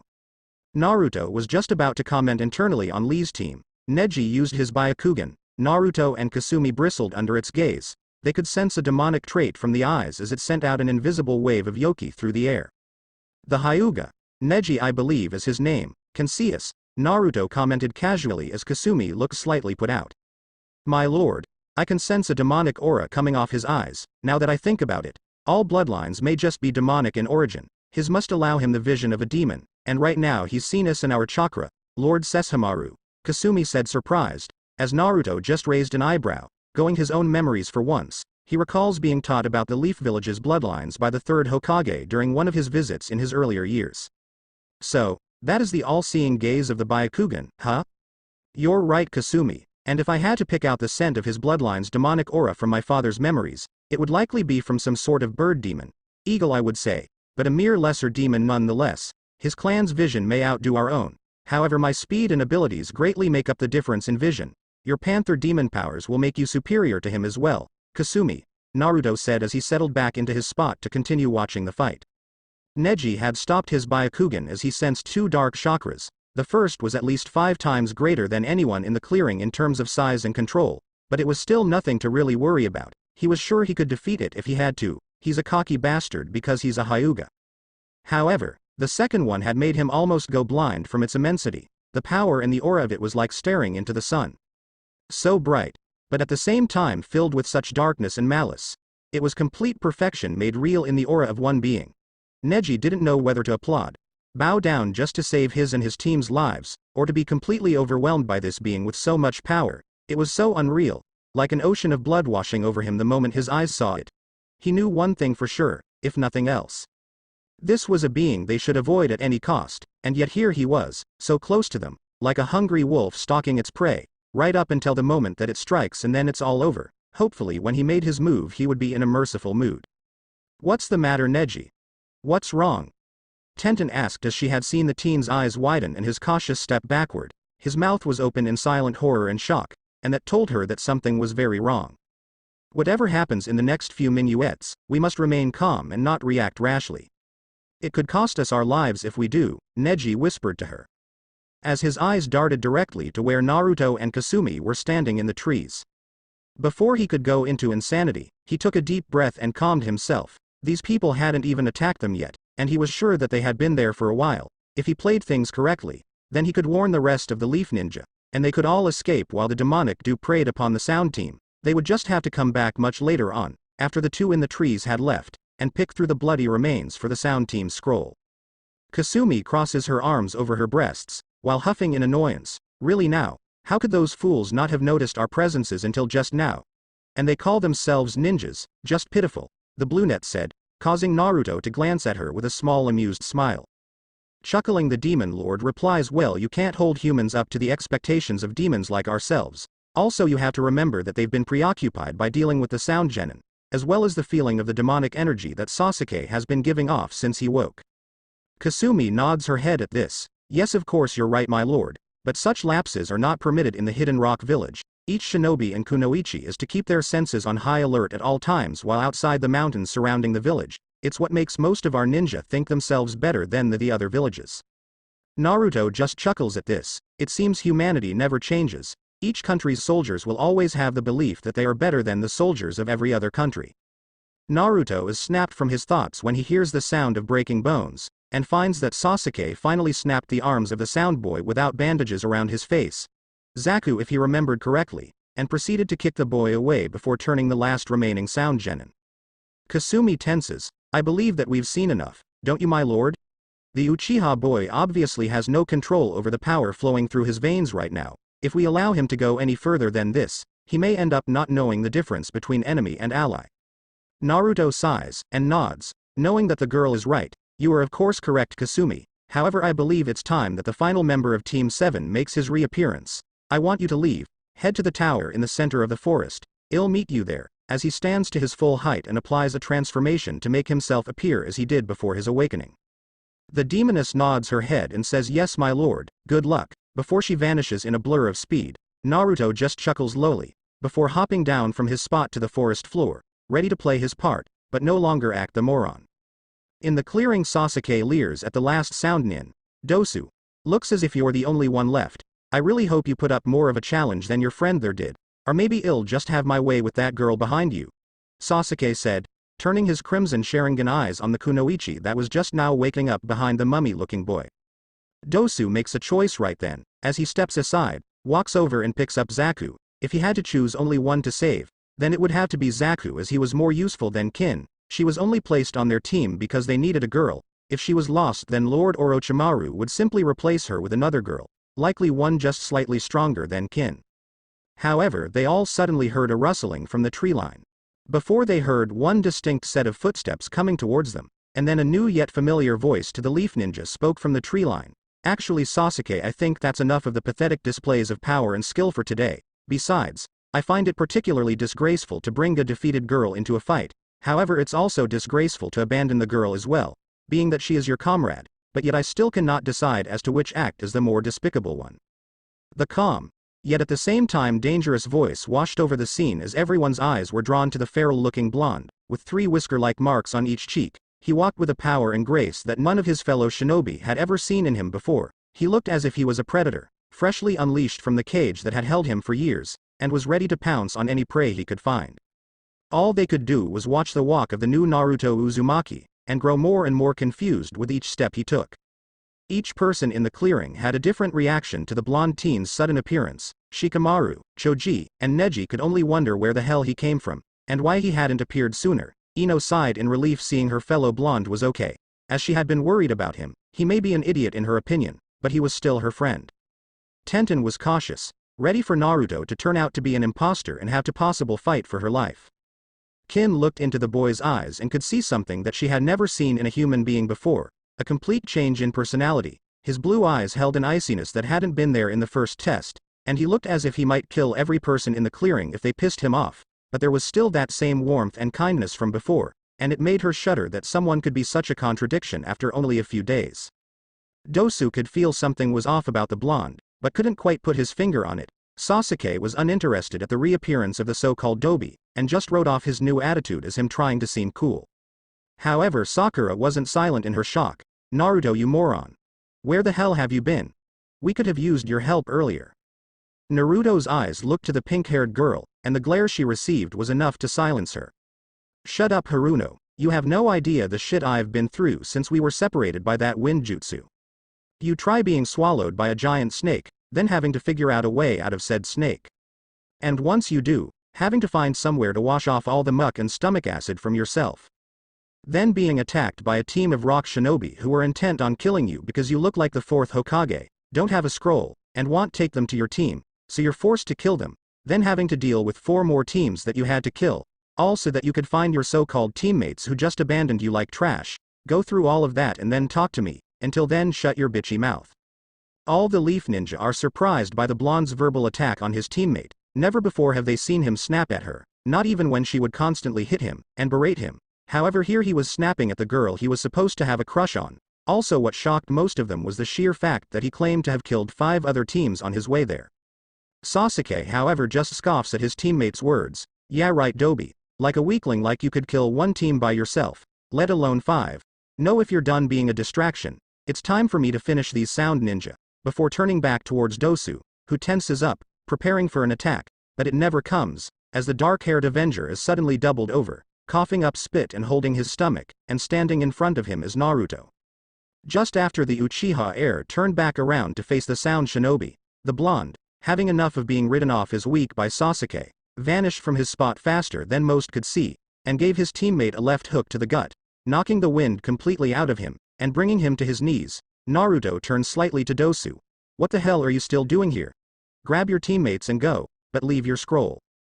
Dosu, deciding not to look a gift horse in the mouth, does just that. He sets their heaven scroll down, picks up Zaku, hefts Kin to her feet, and says, we will take your most generous offer, but make no mistake, this won't be the last you see of us, and with that he hops off into the forest with his teammates. This doesn't go over so well with the blonde's teammate, as the now recovered Sasuke attempts to kick Naruto in the head while he's distracted. However, the blonde effortlessly catches his leg with one hand, and turns towards him. What the hell do you think you're doing, Sasuke? Attacking a teammate is frowned upon by the Leaf Shinobi Code of Conduct. You'd better have a damn good reason for trying to kick my head off while my back was turned. The Uchiha heir just sneers at his teammate, the curse mark still covering his body. You just cost me my punching bags, Dobi. What right do you have to come in here and get in the middle of my fight? Those were my opponents you let escape. Now I need to blow off some steam. And you seem like the perfect target. Besides, one turn deserves another. After all, you attacked me first. The blonde shakes his head and sighs. I attacked you to stop any further bloodshed. The Sound Genin were defeated and you were just trying to prolong their suffering to feed your ego. But if you think that I am the same weakling I was yesterday, then you have another thing coming, Uchiha. That power you're using now isn't yours, but you know two can play that game, and with that he tosses the boy away, into a tree. Sasuke rights himself in mid-air and sticks to the side of the tree, before crouching down and preparing to launch himself at Naruto, while said blonde crosses his arms, as red chakra begins to surround him, making his fingernails grow into claws, his whisker marks darken and become more defined, and his canine teeth lengthen slightly, before the red chakra recedes, and when he lowers his clawed hands, they can all see his eyes are now red and slitted. While Naruto has an internal conversation, thanks for the Yoki mother, I promise I'll return it to you in a moment. It won't take me more than a minuet to beat the cocky bastard. Kurami giggles lightly in response. It's fine, Sochi-kun. You never have to thank me. It's a mother's responsibility to help her child in any way she can. Now show that little brat that his monkey marbles are nothing compared to the power of a demon. At a silent signal, the two males of Team 7 launch themselves at each other. As they meet in the center of the clearing, Naruto ducks under the dark-haired boy's left hook, and lands his right one to the boy's cheek, sending him crashing back into the tree he just springboarded from, leaving an indent of his body, and having the effect of knocking him out, as Sasuke's unconscious form falls from the tree onto the ground. Naruto's whisker marks, eyes, nails, and teeth go back to normal. Everyone is shocked by the turn of events, however it's Ino who breaks the silence. What the hell was that? Naruto, since when were you so strong? All throughout the academy you were always the weakest guy. Well, second weakest, since Shika is the actual weakest, but still, how did you do that? The other blonde just smirks at her in response before walking over and slinging his teammate over his shoulder. He then turns to everyone and says, who here has both scrolls required to pass this part of the exam? Shikamaru sighs but responds, it's troublesome, but we have both scrolls. As Neji lifts Rock Lee up off the ground and says, we do have our scrolls, but I fail to see where this is relevant. Naruto just ignores this comment, turns and begins to walk towards the tree line, before stopping just before entering the forest proper again. We have all the scrolls we need as well. I say the 9 of us head to the tower together. That way if we encounter any other teams, we can quickly subdue them and continue on our way. I've had enough of this forest, and with that he heads into the forest, in the direction of the tower in the center. The others standing there are momentarily shocked, none more than Sakura, but they quickly decide to take the blonde boy's advice and go after him. However, they quickly find that no matter how quickly they hop from tree to tree, Naruto continues to stay ahead of them by simply walking. Each person can only continue to wonder at the changes in the blonde. Sakura, however, is the most confused out of all of them. As she continues to follow her teammate towards the tower, she can't help but to think, what happened to you out there, Naruto? Why have you become so cold and distant to me and Sasuke-kun? Do you really feel like we abandoned you? Maybe you're right. All I thought about was Sasuke-kun. Where you were and if you were safe or not, never even crossed my mind. Maybe we have been terrible teammates. No. That idiot is just trying to act cool like Sasuke-kun, thinking that it'll make me go out with him. Well, that's never going to happen. I'll show that more on his proper place once we get to the tower, then everything will go back to normal. Shanaru. No matter what thoughts the members of teams 9, 10, and the 7th of may be having, one thing they all knew for certain is that with the new Naruto around, things were certain to be interesting in the days to come. Naruto just ignores this comment, turns and begins to walk towards the tree line, before stopping just before entering the forest proper again. We have all the scrolls we need as well. I say the 9 of us head to the tower together. That way if we encounter any other teams, we can quickly subdue them and continue on our way. I've had enough of this forest, and with that he heads into the forest, in the direction of the tower in the center. The others standing there are momentarily shocked, none more than Sakura, but they quickly decide to take the blonde boy's advice and go after him. However, they quickly find that no matter how quickly they hop from tree to tree, Naruto continues to stay ahead of them by simply walking. Each person can only continue to wonder at the changes in the blonde. No matter what thoughts the members of teams 9, 10, and the 7th of may be having, one thing they all knew for certain is that with the new Naruto around, things were certain to be interesting in the days to come. Now meanwhile, at the same time with Anko. Anko was awoken from the first peaceful sleep she had in years.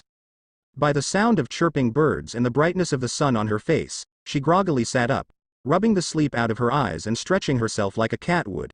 as the memories of the day before suddenly came to the forefront of her mind. She instantly sprung to her feet with a kunai in hand, while looking about, before realizing she was still in the forest, and relaxing suddenly. But then she suddenly tensed up again as she realized that she had slept inside the forest of death, all night, alone. Then the question came to mind. Why was she still alive when she knew there were wild tigers close to her area? She hazarded to look around more closely to her surroundings, and noticed that she was much higher up in the tree where she had fought against Orochimaru. In fact, she would say that she was at least 75 meters higher, because she could see the cleared patch below that came from the explosion of her sacrificial jutsu. Now how did I get up here exactly? And why the hell do I feel so good? Anko asked herself aloud as she put her kunai back inside her trench coat, where she got it from originally. In fact, good wasn't quite the right word for how she felt right now. First off, she couldn't feel even a twinge of pain from her curse mark. Secondly, her body felt better than she could ever remember it feeling in her life. In fact, she felt like she was 18 again. For a girl like me, that makes me feel pretty damn young, Anko said, while beginning to cup her breast, and thinking they felt a bit lighter than they had when she did this same thing yesterday morning. Damn. Are the girls getting smaller or am I just having a weird dream? The kunoichi nearly yelled as she continued to feel herself up. Wait. No, they're much firmer, almost as if they're perfect. Well, I'll be damned, they do feel perfect. Kukakuku. I can't wait to tell Nai-chan, Yu-chan, and Hana-chan, and rub it in their faces. Anko said excitedly as she bounced her chest up and down to test their buoyancy. But suddenly stopped as she remembered a red-haired guy landing right in front her right before she blacked out. Her eyes narrowed into slits, and her teeth clenched together almost hard enough to crack them, as she began to have all kinds of thought about what he could have done to her while she was unconscious. Then suddenly she calms down, and takes a thinking pose, with her right pointer finger on her bottom lip. However, if he had done something, then why'd I still feel the same down there?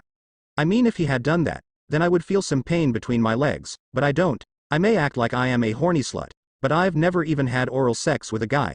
I am still a virgin, Anko said as she sat back down on the branch and rubbed at her thighs. They didn't feel at all sore, but her deeper thoughts lingered on the red-haired guy who arrived just in time to keep Orochimaru from killing her with the kusanagi. He saved my life. He must have managed to scare off Orochi-tem, and then healed me up and left me up here where it was safest. He must have been from another village and saw what was going on, and just decided to be kind and help out, the kunoichi reasoned, as the guy did have an angry aura about him before she went to La La Land, so he saved my ass and then just decided to heal me. Or was it something else? Because I am no medical ninja, but I know a simple mystical palm jutsu isn't enough to make the changes I am experiencing, Anko said as she got back up and stretched once again, straining her fishnet shirt across her bust. But there was no time to think things through right now. That's she had Kurenai, Yugao, and Hana for to be the brains and prudes, while she was busy being sexy, flirty, and vicious. I need to get to the tower right away. I've wasted enough time here, fun as it might have been, Anko said, vanishing in a swirl of leaves, her last thought being that if she ever sees that red-haired guy again, then she'd be sure to give him a proper thank you for saving her life, as well as making her feel 6 years younger. Back with the 9-leaf genin, the 3 genin teams finally reached the tower. After hours of tree hopping, and sometime during the walk, Sasuke woke up and decided to join them in the trees following Naruto. On the way they didn't encounter even one other team, so they made good time. However, the strangest thing to them was that no matter how fast they tree hopped, they still could not get ahead of the walking Naruto. After catching their breaths, the 9 genin enter the tower, and find 2 different posters with 2 different saying on them, and begin to talk amongst themselves about what they could mean. Naruto sighs, takes the earth scroll from Sakura's hands, and unseals a heaven scroll from his arm and opens them both up and tosses them in a crisscrossing fashion. Seeing this, teams Guy and Ten do the same, and when the scrolls land on the ground, 3 plumes of smoke erupt from the centers of them. And from that smoke comes 3 people. The first wears the standard Jonin attire, with spiky brown hair and a bear on his chin, and is easily recognizable to Team 10 as their sensei, Asuma Sarutobi. The second is a man wearing the same green jumpsuit as Lee, but with an unzipped Jonin vest over. This is Might Guy, sensei of Team Guy. The last makes Naruto smile slightly. It's a man with brown hair done up in a spiky ponytail, with a scar across the bridge of his nose, wearing the standard attire for a leaf shinobi, with a light green Chunin flak jacket. This mon's name is Iruka Amino, a teacher at the academy, and one of Naruto's few precious people. The 3 men, seeing all 3 teams together, are slightly confused as the son of the third Hokage voices the questions on all of their minds. Did all of you make it to the tower together? As he takes a drag from his freshly lit cigarette. What, Munch asterisk, are you all doing here, Munch asterisk, Asuma-sensei? Asks Choji through mouthfuls of a new bag of chips, which he took out of his kunai pouch, finally asking the question on all the genins' minds. Allow me, the leaf's resplendent green beast, might guy, to explain it to all of you youthful genin. You see, the test was set up so that when you obtained both scrolls and made it to the tower where you could open them, your Jonin sensei would appear to greet you, and prepare you for the next phase of the exam. The older version of Lee explained with a smile, and surprisingly to the other two men, without yelling, Asuma and Iruka looked at the man as if he was sick because of it. However, Sasuke, ever the jackass, just had to put in his 2 Ryo worth. That still doesn't explain why you're here instead of Kakashi, Iruka-sensei. The scarred Chunin just rubbed the bridge of his nose in frustration at his former student's blunt statement. And the fact that his attitude hasn't really improved since being put on Team 7. To answer your question, Sasuke, when this portion of the exam started, I volunteered to replace Kakashi for Team 7. I really wanted to see how well you all did, as he looked over all his former students, but his gaze lingering a bit longer on Naruto as he noticed that the blonde looked to be very clean for having spent 2 days inside a place called the Forest of Death. However, he lets it slide as he can tell from the chakra that it's really Naruto standing in front of him. After a few more minuets of conversation, the question of what the board behind the adults was supposed to mean came up. So they explained to the teens what it meant, and how it related to the exams. Before excusing them to go and get some much-needed rest, as there were still 3 days till the end of the second exam. So with that in mind, the 3 teams went their separate ways to each find their assigned rooms within the tower. Sakura and Sasuke followed their blonde-haired teammate silently, still finding it hard to believe how much he changed within 2 days, but decided to wait to question him about it until they were in their room. However, when they reached the room, Naruto continued to walk on, which surprised the two. However, it was Sasuke who decided to open his mouth about it. Hey, where you going, Dobi? Our room is right here, you moron, the duck-butt-haired youth called out. However, the blonde simply ignored him and continued walking. The Uchiha heir was about ready to go after Naruto, however a hand on his shoulder stopped him. Surprisingly to him, it was Sakura who had the common sense to stop him from doing something stupid. Don't waste your time on him, Sasuke-kun, let's just go inside so that we can wash up. Change our clothes, and I can fix up my hair, the pink-haired girl said. As she ran her hands through her now unevenly cut short hair, at first her tone started off serious, but then went right back to her usual fangirlish tone at the end, while she proceeded to open the door for the object of her affections. Sasuke, on the other hand, just sighed at the attitudes of his teammates, before leading the girl inside so that they could bathe and whatnot, while at the same time Naruto never even looked back once.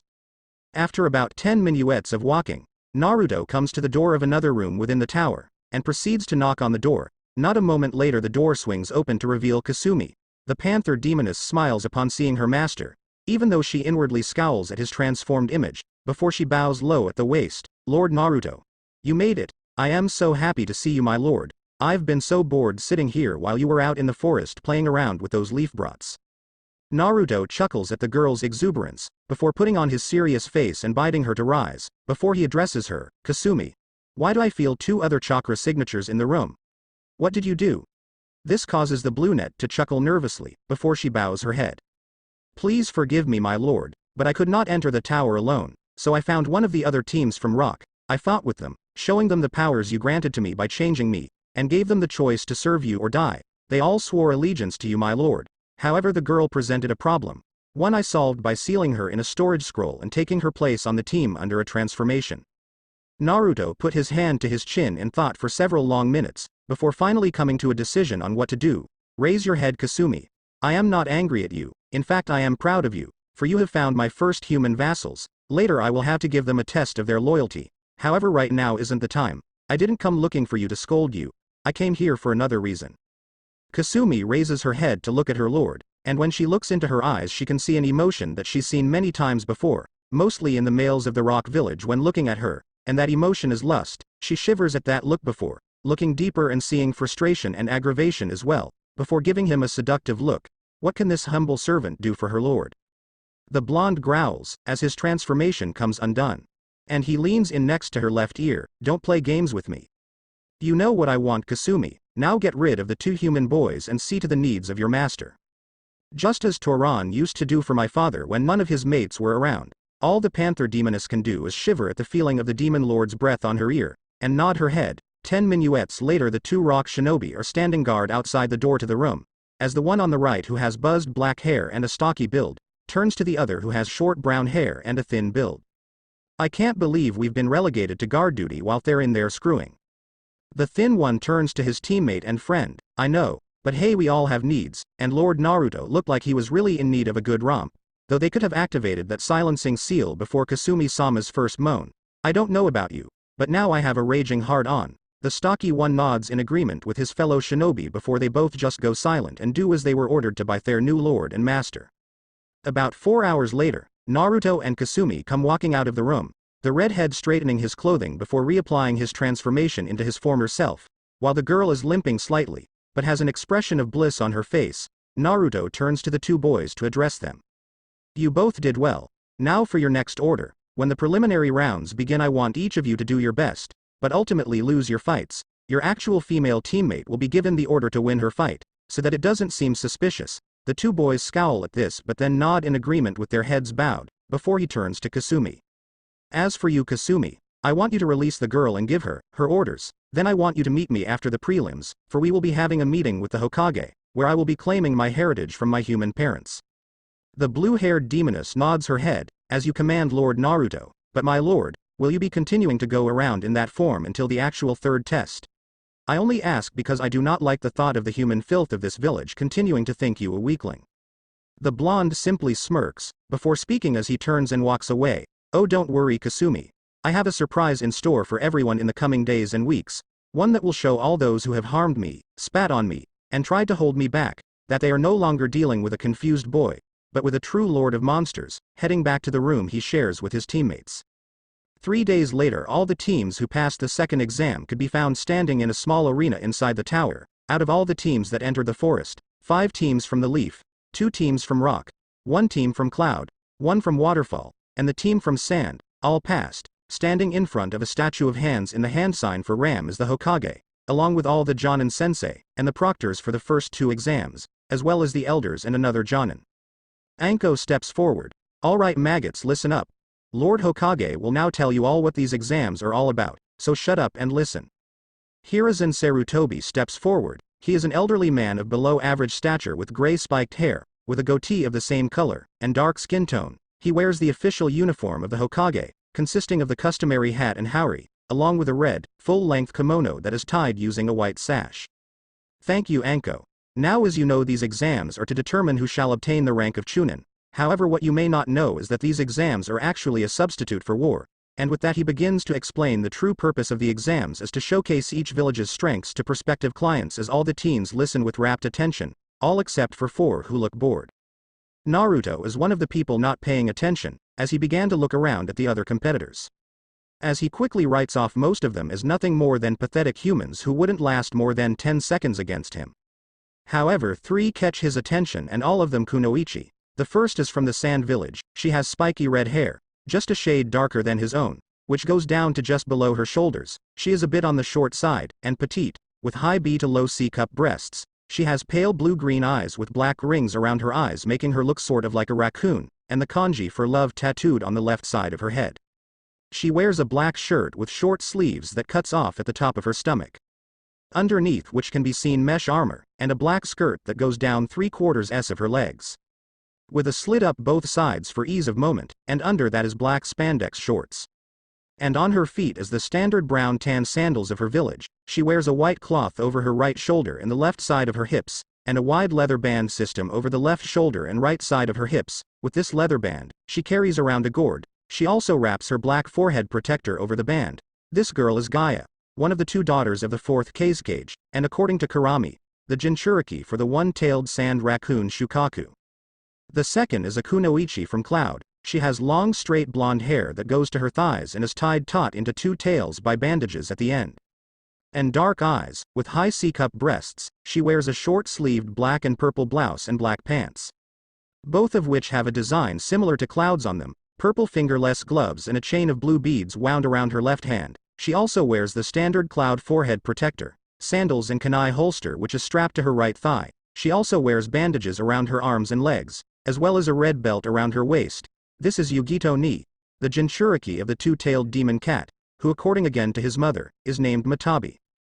The last is the only kunoichi from Waterfall Village. She has short, spiky, mint green hair with an orange clip on the right side. And orange eyes, a dark skin tone, and low B-cup breasts. She wears a short sleeveless white midriff shirt with fishnet armor underneath, long white armlets, and fishnet shorts with a short white apron skirt over it. Her forehead protector is worn on her right arm. She also carries a cylindrical object in red wrapping on her back, the purpose of which is unknown. This girl is Fu, the Jinchuriki of the seven-tailed rhinoceros beetle Chome. As Naruto has been observing the three girls, they too have been observing each other and him. However, the blonde boy is brought back to the here and now by the coughing of the extra jonin. The man in question wears the standard attire for a leaf shinobi of Chunin or higher rank, but has his forehead protector worn as a bandana over his short brown hair. Alright, everyone, listen up. I will be your proctor for the third exam. My name is Hayate Gecko. From this point on we will be having one-on-one matchups, so you don't need your team to pass the next exam. Now before we begin, is there anyone who would like to pull out for any reason? If so, raise your hand and I'll make a note of your name. At first no one takes up the offer, however soon multiple hands raise. The first of which sends alarm bells off in Naruto's mind. The person in question is an older teen, with silver gray hair that is in a short ponytail in the back. He wears glasses and is dressed in a purple outfit which is shared by his teammates, and leaf headband around his forehead. His name is Kabuto Yakushi, and what sets off the alarm bells in Naruto's mind are the fact that he can sense that the boy has plenty of chakra, but more than that he can smell the familiar scent of Orochimaru on the boy. Proctor-san, I'd like to bow out. I just don't have the chakra needed for this part of the exam. Also, I am still suffering from an injury I sustained out in the forest. Hayate looks over his list before finding the boy's name. Kabuto Yakushi, right? Okay, I've marked you off. You may leave. Be sure to have that wound checked with the medics. Anyone else? The hand of one of Fu's male teammates goes up, as he says that his reason for not competing is poisoning he received while in the forest. After marking the boy off, the proctor waits another 5 minuets to see if anyone else is going to drop out, and when no one does he nods. Alright, since the rest of you here have decided to move on, let me explain what's going to happen. Now we are going to hold a preliminary round, and before anyone asks why, the reason for this is the number of participants that passed the first 2 exams. I can only guess that they weren't tough enough. You have to keep in mind that many dignitaries from all around the elemental nations will be coming to witness the third exam, and they only have a certain amount of time they can be in the leaf, so as not to drag on time, cuts must be made. With this he signals to Anko, who speaks into an earpiece and tells someone to bring something up. After a moment a portion of the wall near the statue opens up to reveal a screen. Now this screen behind me will choose 2 names at random. Those 2 participants will stay here on the arena floor while the rest of you head up to the balcony with your Jonin sensei. Because there are 28 of you, that means that we will be having 14 random fights to cut your numbers down to 14 overall. That means that the final fight card will have 7 first round battles. Now as with the second exam, killing is allowed. However, I as proctor reserve to stop a fight if I feel that it is going too far. Do you all understand this? All the genin nod their heads at this, except Naruto, who just stares on impassively. Seeing that they all get it, the man signals for the screen to start. After a full minuet the names finally stop to show. Sasuke Uchiha of Leaf vs Bakatsuchi of Rock. With this everyone leaves the floor except the 2 named boys. Sasuke glares at Naruto as he walks past him, still somewhat angry about his utter defeat at the blonde's hand in the forest, before he turns his gaze upon his opponent for this fight. Bakatsuchi is a rather tall young man, looking to be about 2 to 3 years older than Sasuke is, standing at nearly 6 feet in height, and built like a swimmer, with lean, corded muscle meant for speed as well as power. He has short, unkempt, dirty blonde hair, gray eyes, and a scar across his left cheek. He wears the standard reddish-brown bodysuit of Rock Village, with his forehead protector worn on his right arm like a badge. After the floor is cleared, Hayate asks the 2 remaining boys if they're ready. When both give him nods, he lifts up his hand. Alright, first preliminary match, Sasuke Uchiha vs Bakatsuchi, begin. As he brings his hand down in a chopping motion before hopping away. Sasuke begins the match by tossing some shuriken at the rock shinobi. However, the older boy just takes out a kunai and blocks them all, before he tosses the knife at the Uchiha heir and runs towards the boy. Sasuke dodges the kunai, and just barely manages to block a right hook from his opponent, before trying a punch to the stomach of his own. Bakatsuchi blocks that before kneeing the younger boy in the gut. doubling him over and then landing a kick to the boy's chin, sending him flying back 5 feet.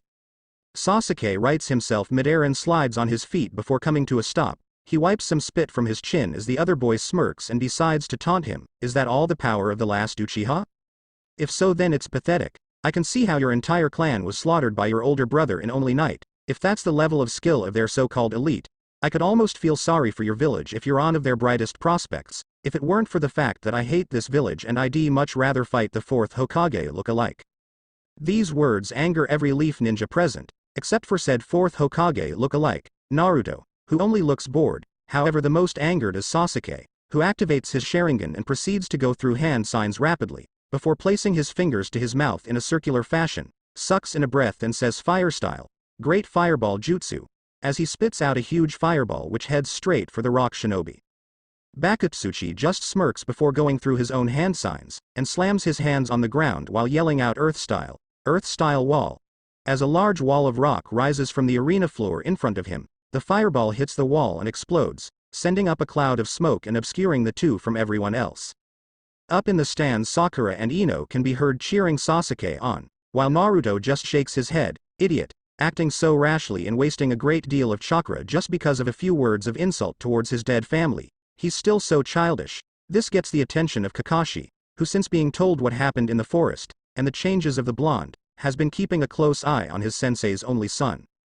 Don't be so harsh on him, Naruto. It wasn't long ago that you would have reacted much worse than Sasuke if someone insulted one of your precious people. For Sasuke, any insult to his dead clan is an insult to his honor as the sole survivor of the Uchiha. The blonde just shakes his head as he turns back to watch the match. Back down on the floor, the smoke clears to show that Bakutsuchi's wall held strong, as the boy smirks behind it and yells out, "See, what did I say? Weak, just like the rest of the pathetic Leaf Village. I think it's about time I stopped playing with you, and finished this fight." With that, he allows the wall to drop, only to find Sasuke not standing across from him. As he looks around for the younger teen, his senses suddenly go haywire, but before he can react, he is hit in the chin by a rising kick, which sends him high into the air.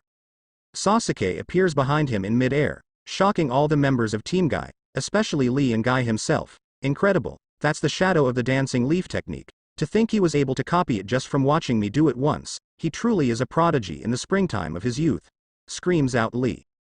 However, Naruto just scoffs at this and sneers. It figures that he would take someone else's hard work and use it for his own ends. When it comes down to it, he's just like the rest of his clan, a copycat. For a so-called prodigy, you would think had come up with his own move to finish up the fight. I mean, I am supposed to be the dead last, but I am able to come up with original moves and battle plans on the fly. It just shows how pathetic Sasuke is. This comment causes Sakura to scowl and get the urge to hit her blonde teammate. However, remembering what he did to Sasuke in the forest, she holds back and just glares at him, while Kakashi sighs at Naruto's new attitude while secretly agreeing with him on Sasuke's actions right now. The rest of the Jonin sensei all nod in agreement to the blonde's words.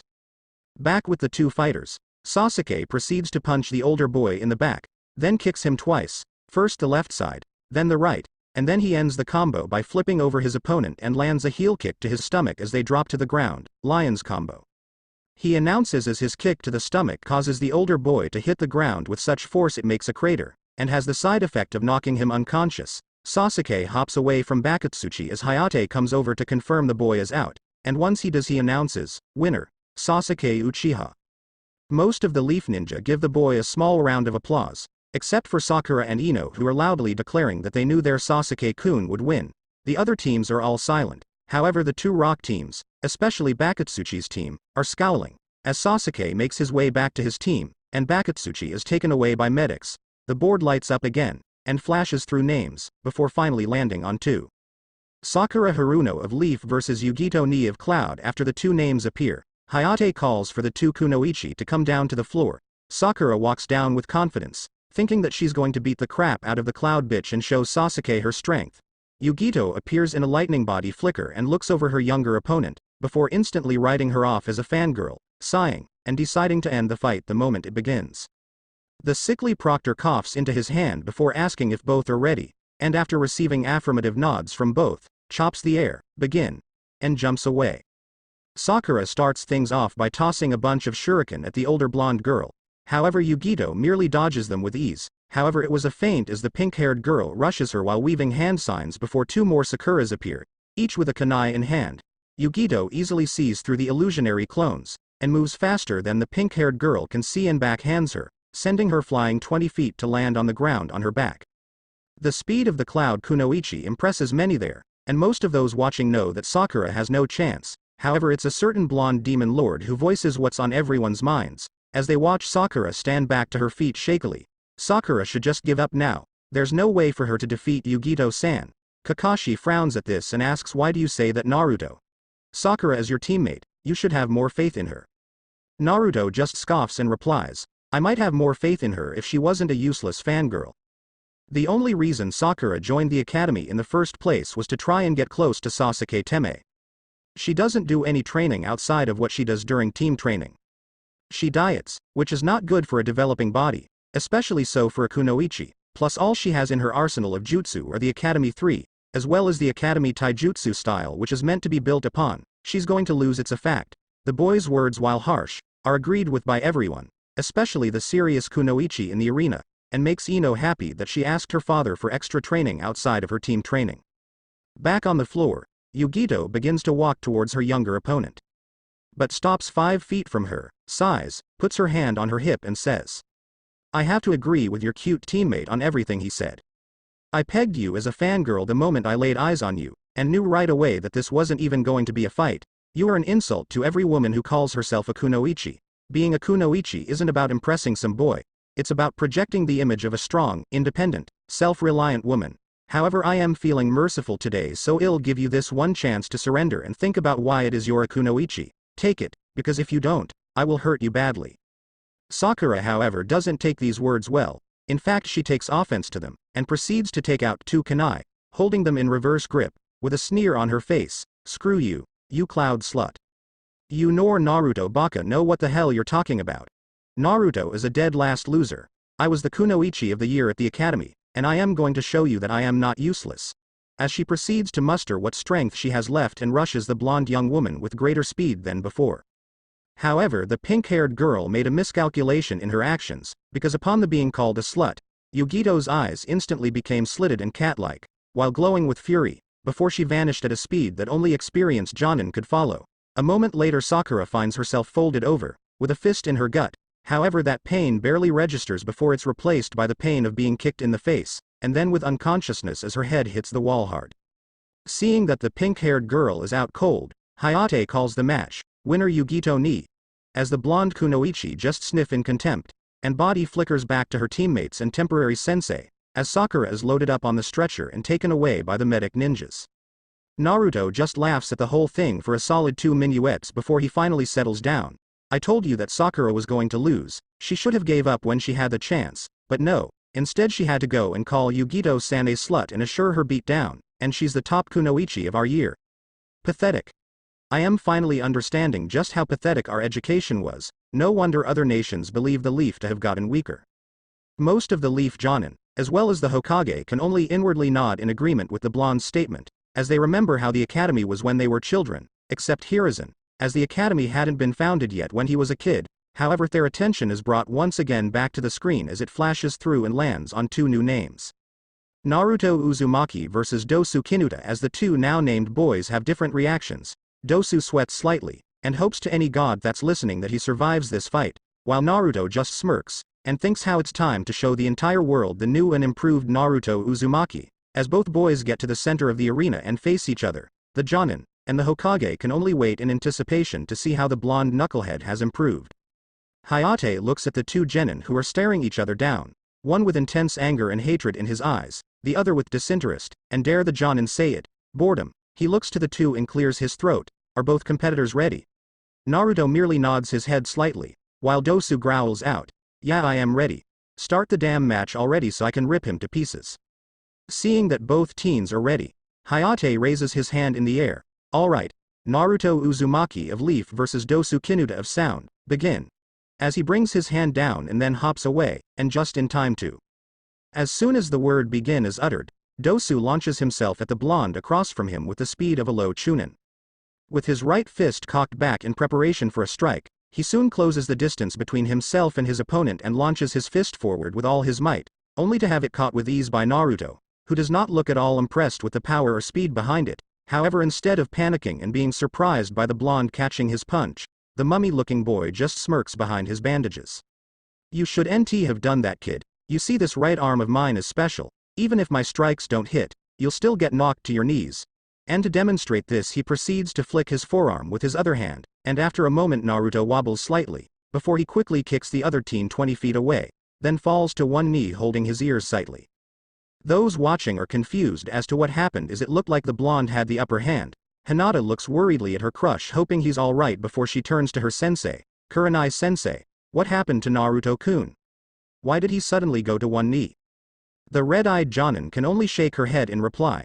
However, before she can answer, one of her other students, Kiba Inuzuka, answers. I'll tell you why Naruto went to one knee, Hinata-chan. It's because that sound nin used a sound-based attack on him. We saw it once before the first test when he attacked Kabuto. Even though he missed his punch, Kabuto's glasses still cracked and his ears bled a bit. The tone of the attack is so low that normal human ears can't pick it up unless it's directed at them, but because my clan has enhanced hearing, I could hear it clear as day. Naruto went down because his ears were attacked. Everyone looks at the dog using nin as surprised that he could say something so intelligent, or that he would even take notice of something like that. However, they quickly turn back to the match when they hear laughing. Dosu has gotten back to his feet after the blonde's attack and begins laughing before he pulls down the sleeve of his right arm to reveal the gauntlet resting on his forearm, which is filled with holes. Ha ha ha ha. You see, that's what I meant. This is my melody arm. It was a gift to me from my village's leader. With this arm I can turn sound into a weapon, so even if you block or dodge my strikes, it doesn't make a bit of difference. The sound waves produced by this arm will still hit you and damage your inner ear, taking out your balance and making you a sitting duck for me. You can't win, Blondie, and now I am going to enjoy killing you for what your teammate did in the forest. With that, he rushes Naruto again, attempting to hit him while he's on his knee. However, when he swings the melody arm at the blonde's head, his fist goes right through him as if he isn't even there. A moment later, the image he just hit vanishes and his left side erupts in pain and he goes flying and crashing into one of the arena walls. When he gets up again, holding his now broken ribs, he sees the blonde standing where he was just launched from with his right leg extended. Naruto lowers his leg and looks to the other teen with continued disinterest. I know all about your little trick, you worm. I saw you use it against Lee in the forest. However, I let it slip my mind because I found it to be insignificant, but I suppose that was foolish on my part. A mistake I will not make a second time. I think it's time to show you exactly what you're dealing with, and just how much of an insignificant speck you are when compared to myself. With that, he makes the hand sign for what everyone recognizes as releasing a technique, and is enveloped in smoke. Suddenly a heavy pressure envelops the tower, and begins to weigh down on all present.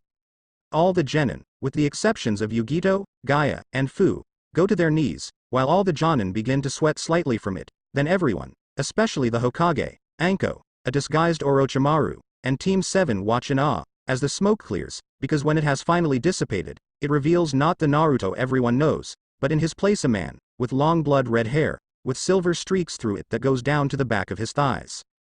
He has red eyes with slit pupils, elf-like ears, a purple crescent moon on his forehead, 3 thick purple marks on each cheek, and a slightly effeminate face but with great masculinity to it. He wears all white clothing, with dark orange designs, and pointed boots. Over his torso he has on armor with a spiked shoulder pauldron over his right shoulder, and over his left is what looks like 2 red furs that flow behind him. At his waist sits 3 swords, which the seasoned ninja in attendance can feel are flowing with power, and he stands at 58. Which is actually taller than the Hokage. The red-headed man cracks his neck, then flexes his hands, popping his knuckles in the same manner as his father and uncle. Before he looks at Dosu with his piercing red eyes, he then speaks in a deep, silky voice, filled with authority and power. That feels much better. I can't begin to tell you how tired I was getting of being in that form again. Now allow me to properly introduce myself. I am Lord Naruto Sesshomaru Yoko Inataisho, Demon Lord of the Western Lands, son of Lord Sesshomaru Inataisho and Lady Karami Yoko, but above all else I am your executioner. Everyone is shocked by this, except Anko, who is excited to see her savior and licks her lips at the sight of how Adonis-like he looks. None is more shocked than Hiruzen Sarutobi, as he now realizes that the pressure everyone is feeling is coming from the now reed head and is similar in manner to the 9-tailed fox, yet at the same time different, and can't help but to wonder what happened to his surrogate grandson in the forest. While a disguised Orochimaru is fuming that the man who fought him toe-to-toe was in fact the Kyubi brat all along. However, Dosu has a different reaction to this and just chuckles. You think a transformation jutsu is going to help you beat me? You're out of your league here, kid. Now die. As he rushes the Demon Lord, however faster than anyone below Jonin level can see, Naruto is behind the sound genin, with his right arm firmly extended and what appears to be a string of light coming from his fingers. A moment later Dosu's right arm up to the elbow, falls to the floor, spurting blood everywhere, as the sound genin screams in pain. The red head looks back at the boy with apathy, as he dismisses his whip of light. You seem to take great pride and joy in that right forearm of yours, but I wonder, do you still take pride in it now that it lays on the floor, detached from the rest of your arm? Do you have as much pride in your left arm? Your right leg? Your left leg? Let's find out, shall we? And with those words Naruto turns around, unsheathing Tokijin, and rushes the other teen. With movements too fast to see, he carves Dosu up, first taking off the entire left arm from the shoulder with a single downward slash, then he cuts off the right leg from the knee with a diagonal slash, and finishes up by cutting off the left leg at the thigh, before using his demonic energy to destroy the blood on his sword and resheathing it in his belt. As the mummy-looking boy now lay broken and bleeding profusely on the floor, Naruto turns and begins to walk back to the other side of the arena, and as he does he looks back at the other teen over his shoulder. I am feeling merciful today. Proctor called a match and he may yet keep his life, however allow the fight to continue and I promise you that he will die. Dosu however is not the brightest tool in the shed and decides to level one last parting shot at the Demon Lord. Trash. You're nothing but trash. You act all high and mighty, but you're nothing more than a weak little boy. So weak are you that you had to cut off all my limbs just to keep me from killing your pathetic ass. Mark my words, if you let me live today, I will get new limbs and it'll come for you again, and next time it'll destroy all you hold dear before ending your life. However, this was a mistake, as the mention of those he holds dear causes the reed head's rage to spike and a heavy demonic pressure begins to weigh down on even the Jonin and the Hokage. Dosu doesn't even have time to scream from the pain before the reed head is in his face with his right hand glowing with a greenish energy. I gave you a chance, however you have spat on my mercy, so now join your ancestors in the pure world and ask their forgiveness, for I have none. Die. As he thrust his hand at the boy's face saying toxic luster claw, and proceeds to melt the boy's entire head with poison, the body falls limply to the ground and everyone in the arena can only look on in wonder, awe, horror, interest, and in the case of a few females, lust. Naruto begins to walk back toward the balcony as the pressure starts to subside, and Hayate comes to his senses and calls the match winner, Naruto Uzu, Yoko Inataisho. However, there is no applause for the red-haired Demon Lord, only silence, but only for a moment, as a second later clapping can be heard and all turn in the direction of it to see Gaia as the culprit, and she's soon joined by Fu, Yugito, and Anko. When Naruto reaches his team, it's to see different emotions in their eyes and on their faces. Sakura is disgusted and fearful of him at the same time because of how he basically tortured his opponent before ending his life. Sasuke has a look of jealousy and greed in his eyes, as he's thinking about how he can acquire the redhead's power for himself to kill his brother.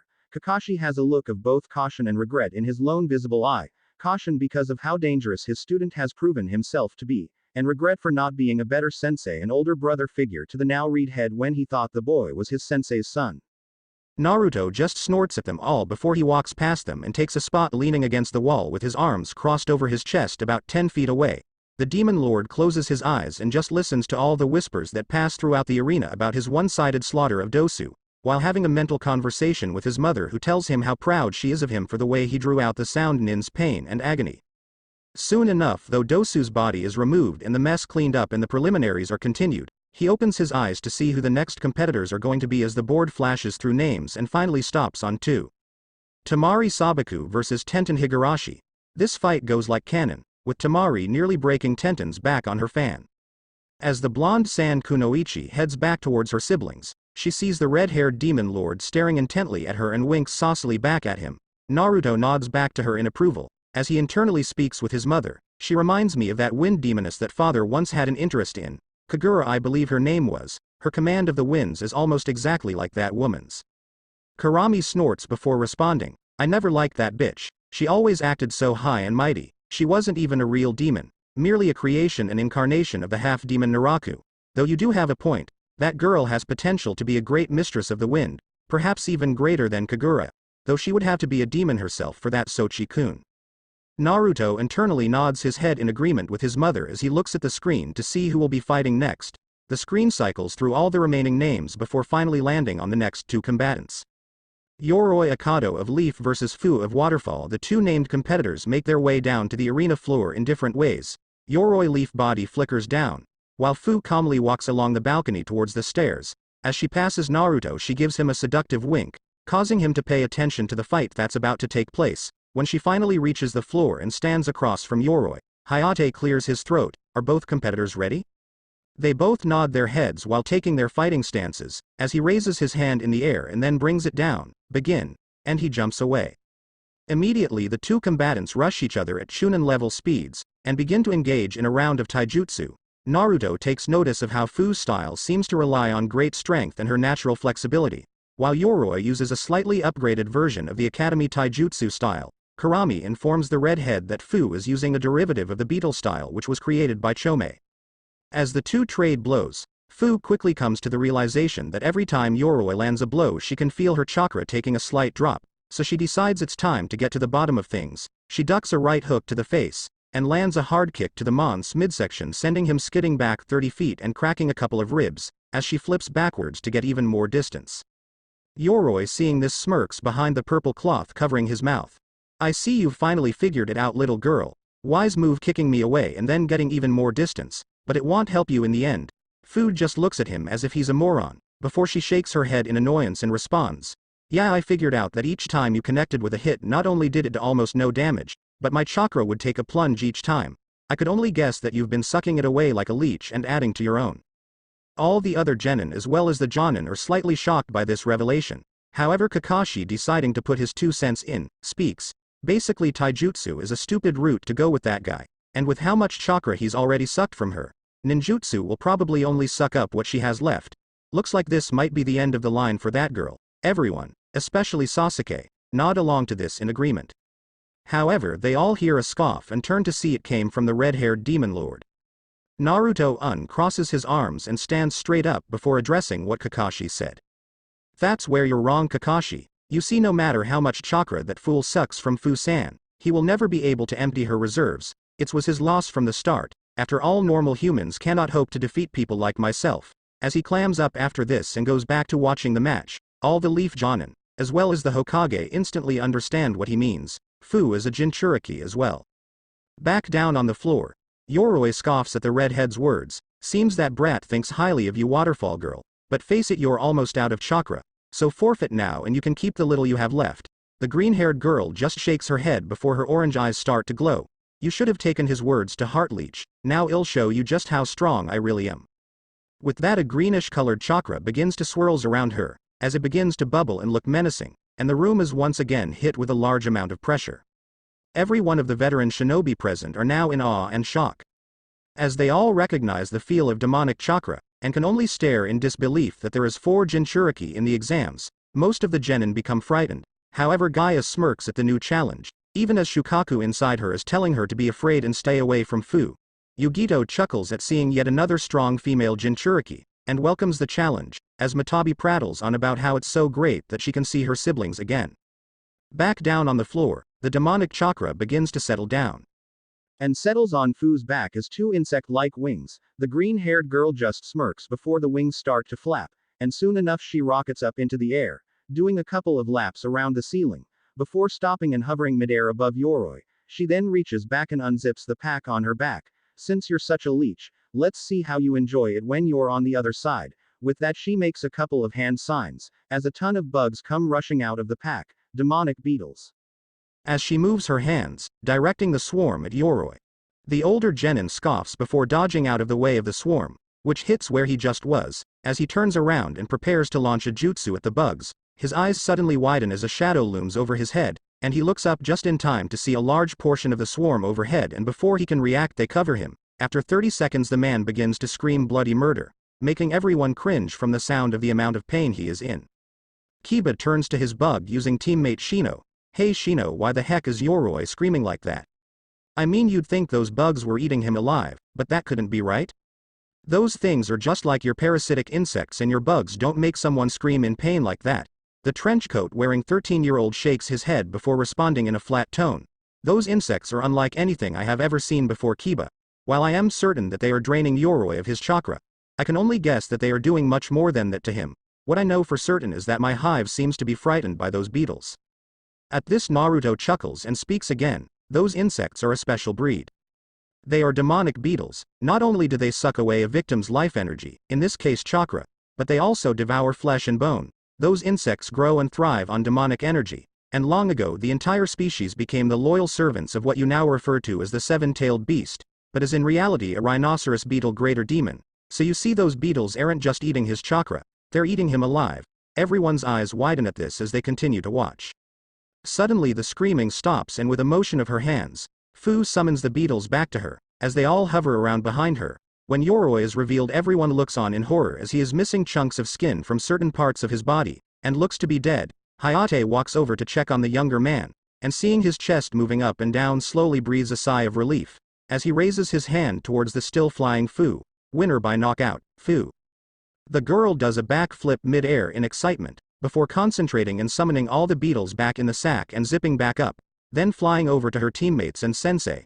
Naruto begins to clap, showing his approval of how quickly and ruthlessly the girl took out her opponent, and hearing and seeing him clap makes her blush, while her teammates and sensei just looks at her with veiled disgust. Hayate calls in the medics to get Yoroi out of the arena and to the hospital. When that is done, the board lights up and starts to go through names again. After a few seconds the board stops on 2 names again. I am going to skip this part. Almost every remaining canon fight happens here. Kankuro takes out Masumi, Shikamaru knocks out Kin, Shino destroys Zaku's arms and wins. After Zaku is taken to the hospital, and Shino has returned to his teammates, everyone waits to see the next 2 names that will be chosen, as the board randomizes and finally settles on 2 names. Choji Akamichi of Leaf vs Akatsuchi of Rock. Akatsuchi rock body flickers down to the arena floor, while Choji continues to eat his chips, not making one move to go down and fight. Asuma sighs at this. Hey Choji.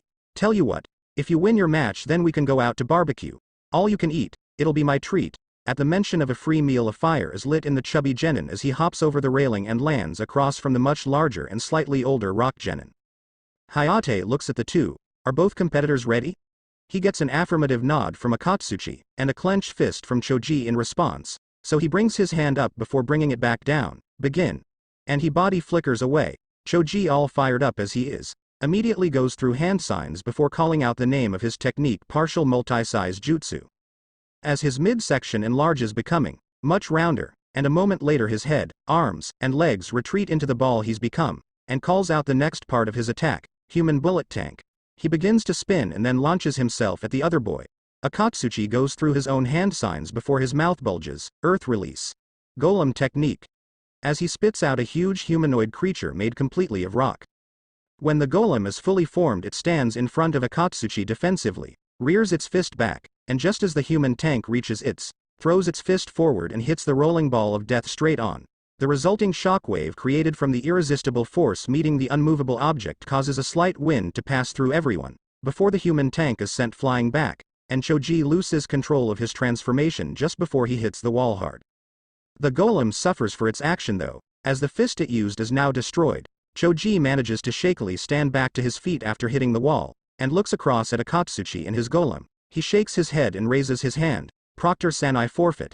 I know when I can and can't win. All the other Leaf Genin looks at the boy in shock, except Shikamaru, who knows it's a sound idea, and Naruto, who has actually been sleeping since the end of Shino's match. Hayate nods his head. All right, winner by forfeit. Akatsuchi of Rock. This gets a cheer from the older boy's female teammate, as well as the other Rock team. Akatsuchi ends his jutsu and the golem falls apart as he nods his head towards the younger boy. Good match. Had you faced anyone else you would have surely won. You should work to become stronger and then maybe we can fight again someday. The large boy body flickers back up to his sensei and teammate, as Choji just walks back up the stairs. The board goes through names again before settling on the next 2. Kiba Inuzuka of Leaf vs Karui of Cloud. Karui instantly lightning body flickers down to the arena floor, while Kiba whines, man, why did we have to get a girl to fight? Hell, she isn't even hot either. She's flat-chested and ugly as hell. This causes every female in the room to gain a twitch mark over their eyes, especially Karui, and his sensei Kurenai takes a breath before addressing him. Kiba, stop complaining and get down there. The dog Nin nods his head and hops over the railing with his puppy Akamaru on his head, landing on the ground in a crouch before standing and walking to the center of the room. Hayate looks at the two. And seeing the looks of rage on the face of the Cloud, Kunoichi can only inwardly pray for Kiba. Stupid kid. I kind of pity him. But it's better he learn about feminine fury now rather than later. Coming out of his thoughts, he clears his throat. Are both competitors ready? Getting nods from both. Then let this match begin. He then body flickers away, standing next to his girlfriend who is in full Anbu gear to watch the beatdown about to begin. Kiba just shakes his head sadly before turning to Akamaru. You sit this one out, boy. I'll beat her on my own. It won't take me more than a few minutes. After all, it's only a weak girl. Akamaru barks at his friend and master in warning, but is ignored, so he just goes and sits near the wall. Karui, however, finally blows her stack. A weak girl. Weak girl. I'll show you who's weak, you sexist. EGOTSITCAL. LITTL boy. She proceeds to unsheath her sword and rush the boy faster than he can keep up with, her sword covered in lightning as she yells out, Cloud style, front beheading. As she is in his face in moments and swigs her sword, slashing him across the chest, as proceeds to go past him and stops behind him. A moment later, Kiba's chest spurts a little blood as his eyes roll up into the back of his head and he falls to the ground unconscious. However, Karui isn't finished. She sheaths her sword, walks over and begins to kick her knocked out opponent over and over again in the sides, back, stomach, and finishes with a swift kick to his balls. At this point, Hayate reappears on the floor, the winner by knockout Karui of Cloud. The reed-haired girl body flickers back up to her team, where Yugito pats her on the shoulder and tells her she was justified. The medics come in to take Kiba away, and his teammates can only shake their heads at his stupidity, as Akamaru just makes his way back to them. The board then goes through more names. Neji Hyuga versus Hinata Hyuga. This matchup shocks and frightens Hinata and Kurenai. While intriguing most others, however, Neji smirks almost viciously at it, as he makes his way down to the arena floor, and as he passes Naruto, the redhead can feel the killing intent wafting off the boy and decides to have a quick word and addresses the long-haired boy lowly. Hey fool. I would reign in that killing intent and bloodlust, even if you're fighting a fellow clansman. Keep in mind that you and Hinata are still family, and family does not kill family. The slightly older boy just glares at the reedhead with contempt. Do not presume to tell me what to do, loser. Rather I kill Hinata or not depends solely on her decision to give up and accept her fate as a failure, or to try and go against it. With that, he sniffs and continues on his way before he suddenly stops for a moment when he hears the redhead respond, and rather or not I kill you depends on how brutal you choose to be towards that kind-hearted girl, so I suggest you tread carefully, human. After this, the boy finally makes it down to the center of the arena to await his cousin. Hinata meanwhile thinks about just forfeiting right away, but looking at Naruto and remembering how he never gave up fills her with confidence, and she makes her way down. As she passes her now red-haired crush, she sees him smile gently at her and give her a look of confidence which solidifies her resolve. When she finally reaches the center, Hayate asks if both are ready, getting a meek nod from Hinata and a confident nod from Neji, and so he begins the match. This match goes like canon as well, with Neji continuing to insult Hinata, and her continuing to not give up and fight her hardest. The end, though, is where there is a bit of a change. When Hinata, who is spitting up blood and holding her chest, refuses to give up even in her condition. Neji sees red and goes to finish the fight by killing her, not willing to allow that to happen. The Jonin sensei of the leaf move to intercept. However, they are a split second late, as flesh meets flesh and Neji lands a blow. However, what has everyone's eyes widening is that the blow didn't land on Hinata, but rather the red-haired demon lord, as Naruto is standing in front of the Hyuga heiress protectively, while also holding on to the wrist of Neji's hand that hit his chest. Naruto looks down at the brow-haired teen with a sneer. Pathetic. Continuing to attack your cousin when she can no longer defend herself. An imp demon has more honor than you do. Neji, at first surprised, quickly gets over that as he is surrounded by all the sensei, including his own, who is giving him a disapproving look, and responds, TCH, more favoritism for the main branch. Release me dead last, or so help me I will make your heart explode. Naruto, however, increases the pressure on the boy's wrist, and everyone can hear his bones creak from it, before he retorts, favoritism you say? No, not favoritism. The sensei are here to save your pathetic life. What do you think Hiyashi Hyuga would do to a lowly branch house member who killed his eldest daughter? No, they are here to save your life, not Hinata's. As for you making my heart explode, you don't have the strength for that. With that, he releases the boy's wrist, throwing him back into the chest of Asuma. Naruto then turns and picks up Hinata bridal style and begins to walk off, as Hayate announces because of interference on the part of Hinata Hyuga. The winner of the match is Neji Hyuga. However, no one claps for his win. Most just look at him with disgust that he would go so far as to nearly kill a family member. Guy grabs his shoulder and body flickers him back to Lee. Kurenai decides to follow Naruto to take Hinata to the medical wing, and the matches resume after a few minuets. In the medical wing, Kurenai finally catches up to the Reed head just as he enters one of the medical rooms and sets Hinata on a bed so that the doctors and nurses can look her over. As they go about their work, the red-eyed woman approaches the demon lord. "Naruto-san, I would like to thank you for what you did in saving Hinata's life." The young lord looks at her from the corner of his eye. "Your thanks is neither necessary nor warranted, Yuhi-sensei.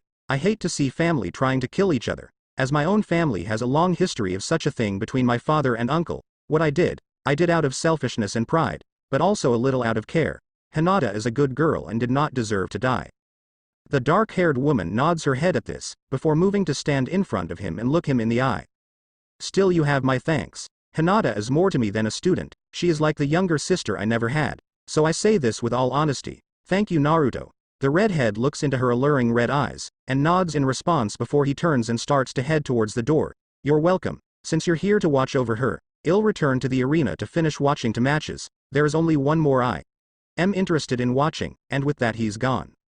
Back in the arena, Naruto returns just in time to witness the male of the Cloud team take out one of the two male rock ninja who swore themselves to him. Down on the floor, Hayate announces, "Winner Omoi of Cloud."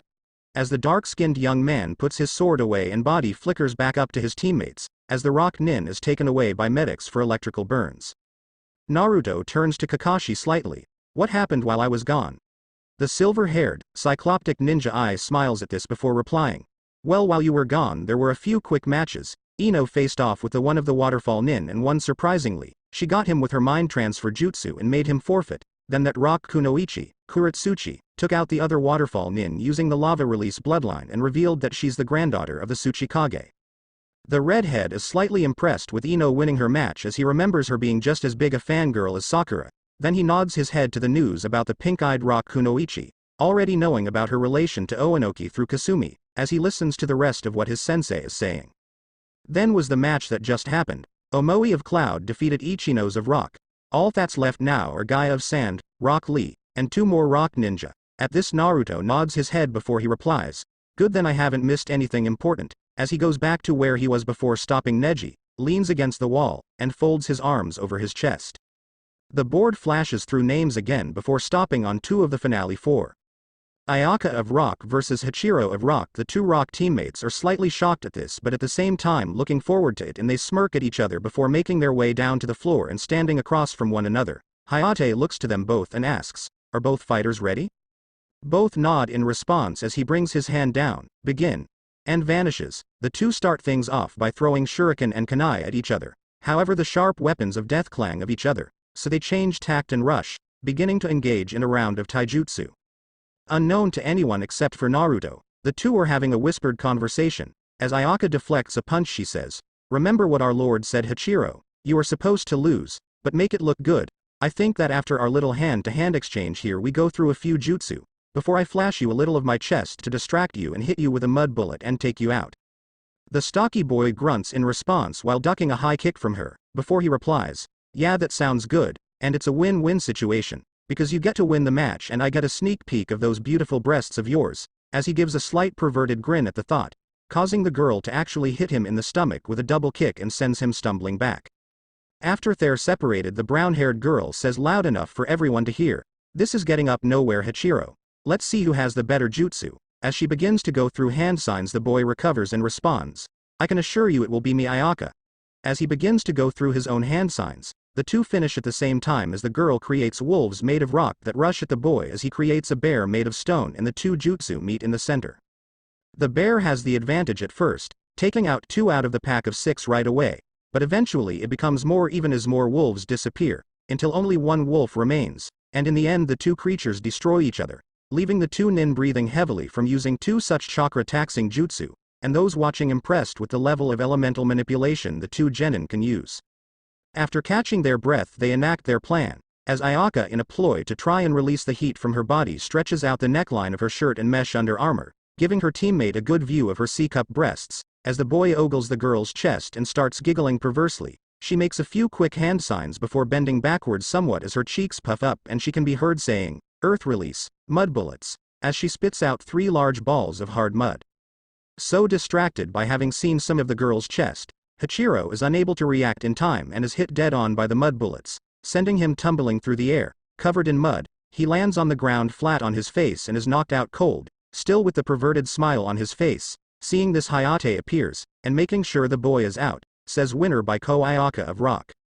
The males watching can only either shake their heads at their fellow males' perverseness or only think about how nice the girl's chest was, as the females chuckle at their fellow girl's use of her feminine wilds to win her match. Naruto however shakes his head before giving an unseen nod to Ayaka to let her know she did well in her role. The girl makes her way back up to her sensei as her teammate is woken and told to get off the floor.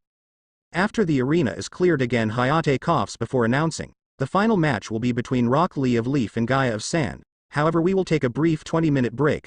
This is to give our Chunin time to repair the arena from the prior fights and let people go to the restroom and get some refreshment. With this, he body flickers back up next to Yugo as a team of Chunin comes in to fix the arena, as most head off to get refreshment. Naruto however takes this time to walk over to the now along Gaia and have a word. Sensing his approach, the smaller redhead turns to look at the taller one and says, "What do you want from me, Inataisho?" Naruto merely chuckles at this before within an instant getting within her personal space and looking deep into her green eyes says lowly enough for only her to hear, "What I have to say now I address not to you, Gaia of the desert, daughter of the fourth cage. What I have to say is addressed to the demon sealed within you."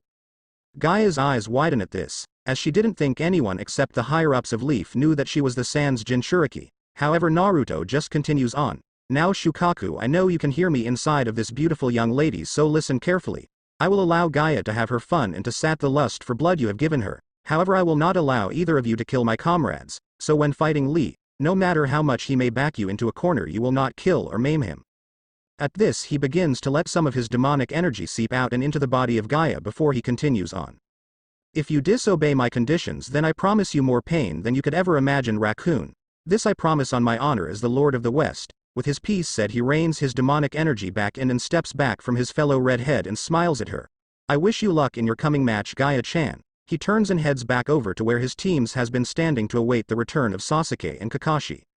He misses look of both fear and lust in the eyes of the Sand Kunoichi at the power he just displayed, as well as the slight blush on her cheeks at his calling her Gaia-chan. She also feels a shift within Shukaku, as the beast's voice begins to become more feminine as it screams at her at first to steer clear of the other redhead and then delves into talk about what a great ass he has and jumping him as soon as possible, confusing her greatly. After 10 minuets, the teams begin to return, as Tamari notices her little sister staring intently at the red-haired Leaf Ninja. Kakashi and Sasuke find Naruto in the same position they left him, that is to say leaning against the wall with his eyes closed and his arms crossed, and they've brought back a now partially healed Sakura with them. Kurenai returns to Shino's side to finish watching the prelims and smiles in Naruto's direction real quick, while Asuma just chuckles at how laid back the red-haired teen is, reminding him a bit of himself. 10 minuets later, Hayate is back in the center of the prelim arena. "Alright, the intermission is over. Will Gaia of Sand and Rock Lee of Leaf please come down to the floor?" As he says this, Gaia appears in a sand body flicker ready to go, as Lee yells excitedly about how it's his turn and he's going to prove he can be a splendid ninja with taijutsu alone, ending it by jumping down to the floor and standing opposite his opponent. Hayate looks at the two combatants and says, "Are both competitors ready?" Receiving an apathetic look and simple nod from the red-haired girl, while Lee gives him a thumbs up and twinkling smile, "Yosh. I am ready to show the springtime of my youth." Hayate notes their responses, as he looks at both in equal measure and knowing that this is it. With this last match, the matchups for the actual third round will be decided, he replies. "Then let the final match of the preliminary rounds begin." With that proclamation, the Jonin vanishes just as the cork in Gaia's gourd is pushed out and sand comes rushing out to surround the red-haired girl. Lee takes his stance for the strong fist style before shooting off at a speed that even most Chunin would have trouble keeping up with. He appears on the Kunoichi's right side going for a kick, however he finds his leg hitting a wall of sand. As the grains of soft earth go to wrap around his leg, he vanishes again trying for an attack from behind, only to find himself blocked once again by the sand. From this point on, this fight is canon except for the end. After using the reverse lotus, Lee stands shakily on the outer edge of the crater he created with Gaia. His body racked with pain, hoping that this is the end and he's won. However, the Gaia in the crater breaks down, revealing a sand clone, as the real redhead appears on the other side of the crater with a glare on her face. The youngest daughter of the cage speaks in her usual monotone. "That could have killed me. I should kill you for that, but instead I will simply injure you. You should thank your comrade for your life when you wake up." With that she motions with her hand and the sand rushes at the exhausted boy. Lee attempts to get out of the way but can't because of the pain in his body. And so his right wrist and left ankle are wrapped up. With the clenching of her hand, Gaia causes the sand to tighten and everyone hears the sound of bones breaking. As the green jumpsuit-wearing boy screams in pain, the sand recedes and goes back into the redhead's gourd as Lee is left laying there with his wrist limp and clutching at his left ankle with his one good hand before the pain causes him to lose consciousness. Seeing this, Hayate appears, the winner of the match via Ko as Gaia of Sand. This marks the end of the preliminary rounds. After these words leave his mouth, Guy appears and picks up his favored student, holding him gently, as he looks at the sand. Kunoichi, thank you young lady for sparing Lee's life. He may have lost today but he more than proved that he could be a splendid ninja with taijutsu alone and can continue to do so in the future. With that he vanishes with his mini-me towards the hospital. Hayate then coughs and clears his throat. Can all the winners please come down to the floor now? As each person who won their match comes down and stands in a row, Sarutobi as well as the proctors of the first two exams, and all the Jonin sensei, minus Guy, appears standing near the ram hand sign statue. When everyone is lined up, the sickly proctor continues. Now Enko will be coming around with a box filled with paper slips. When you get your slip, I want you each to read the number on it. This is how we will determine the matchups for the finals. With that he motions to the snake mistress to start. Enko begins with the girls, going first to Yugito, who takes out her paper, reads it and says, number 12. After Hayate writes this down, Enko goes to Fu, who takes out her paper and reads, number 9. Enko then moves to Kuritsuchi, who takes out her paper, number 10, as she sends a smirk to the green-haired girl. The special Jonin then goes to Ayaka, number 11, then to Ino, number 5, she then goes to the Sand Sisters, first to Mari, number 8. Gaia then grabs her piece of paper right after her elder sister and says in her monotone, number 3, and finally she goes to Karui, who pulls out her number. I got number 16. After the girls are done, Enko moves on to the boys, starting of course with the red-haired demon lord himself, Naruto. As Naruto reaches in for his slip, he feels a separate piece of paper being discreetly placed inside his top, and gives a quick look of acknowledgement to the pineapple-haired woman. The redhead takes out his number slip and scoffs as he reads it. I have number 2, even though I am number 1 in this exam. This earns a chuckle from the Hokage, and shakes of the head from the Jonin, while Enko winks at him. She moves on next to Shino, who takes out his slip and reads, I have received number 13. Enko then moves to Sasuke, who takes out his slip and scowls, number 4. Moving on to Neji, the Hyuga prodigy takes his slip and reads it out with a smirk of satisfaction, number 1, as it should and will be. Ignoring the arrogance of the long-haired boy, Enko moves on to Shikamaru, who lazily takes out a slip, troublesome, number 7. The woman moves on to Akatsuchi, who takes his slip with a jovial smile on his face. I am lucky, number 15. She then goes on to Konkuro, who takes out his slip, number 14, and then finally she gets to Omoi, who takes his slip. I got number 5, then again it was like the only number left, so. Ignoring this, Hayate finishes what he's doing before he turns a whiteboard with brackets towards them all. He then addresses them. Those number you just drew were to determine who you'll be fighting and in what order. Take a look. First match will be Neji Hyuga vs Naruto Yoko Inateisho. The second match will be Gaia of the Desert vs Sasuke Uchiha. These first two matchups cause different reactions. Neji shows no interest, thinking he'll easily beat Naruto. Naruto, however, looks forward to kicking the white-eyed boy's ass, while Sasuke is eager to test himself against Gaia, while the red-haired girl is just bored. Hayate continues on. After that will be Ino Yamanaka vs Omoi, then Shikamaru Nara vs Tamari of the Desert, and the final one-on-one fight will be Kuritsuchi vs Fu. After those 5 fights will be 3-person battle royals. Ayaka vs Yugito ni vs Shino Aburame, then Konkuro of the Desert vs Akatsuchi vs Karui. The winner of the first match will face the winner of the second, and so on, with the winner of the last match getting a bye. After this, the Hokage steps forward and clears his throat. Getting all the young ninjas' attention, the finals will take place 1 month from now in the Grand Arena of the Leaf. Now I know most of you are probably wondering why it's next month, and the answer is to give all the foreign dignitaries, clients, and cage time to arrive to view the matches. It is also to give each of you time to train and become stronger, as well as do research on your opponents so that you can develop strategies to win your matches. All of the winners look around, catching the eyes of their opponents and giving challenging looks, all except Naruto, who spends his time sizing up Yugito, Gaia, Fu, and surprisingly Kuritsuchi and Tamari. Sarutobi continues, remember that you represent the strength of your villages, so use your time wisely. Now with that said, you are all dismissed. See you in a month. With his piece said, the old monkey summoner watches as the genin and their teachers begin to disperse. However, he keeps a close eye on Naruto. He notices the redhead ignore his sensei and teammates and just vanish in a ball of light, shaking his head because he knows the former blonde's transformation and new abilities are going to cause him no end of headaches from his former teammates as well as the civilian council. Leaf Hospital. The people see a ball of light float down from the sky, and stare at it in wonder and awe. After a moment, the ball touches down and begins to morph into a more humanoid shape.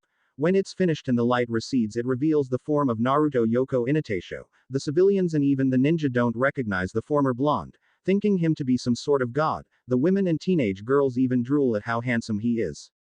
Naruto ignores all the idiots around him as he makes his way inside the hospital, as he is there for one reason only, to check on Hinata Hyuga. The red-haired demon lord walks up to the reception desk and asks, "What room is Hinata Hyuga in?" The receptionist, hearing the silky voice, looks up from her book and seeing the redhead begins to blush. However, she manages to answer, "Hinata Hyuga is in room 210, but what do you want with that girl when you could have a woman like me?" as she flutters her eyebrows at him. Naruto, however, ignores her flirting and walks away, heading to make sure Hinata is alright before he goes to do some training before he has to meet Anko tonight. When he arrives to room 210, he senses two chakra signatures in the room. One he knows as Hinata, and the other is unknown but feels similar, so most likely a relative. He knocks on the door lightly, and after a moment the door opens up, revealing a small girl with long brown hair, and slightly darker complexion than Hinata, but similar facial features and the normal white eyes of the Hyuga clan. The girl, seeing the tall man, blushes slightly before shaking her head and asking, "Who are you and what do you want?"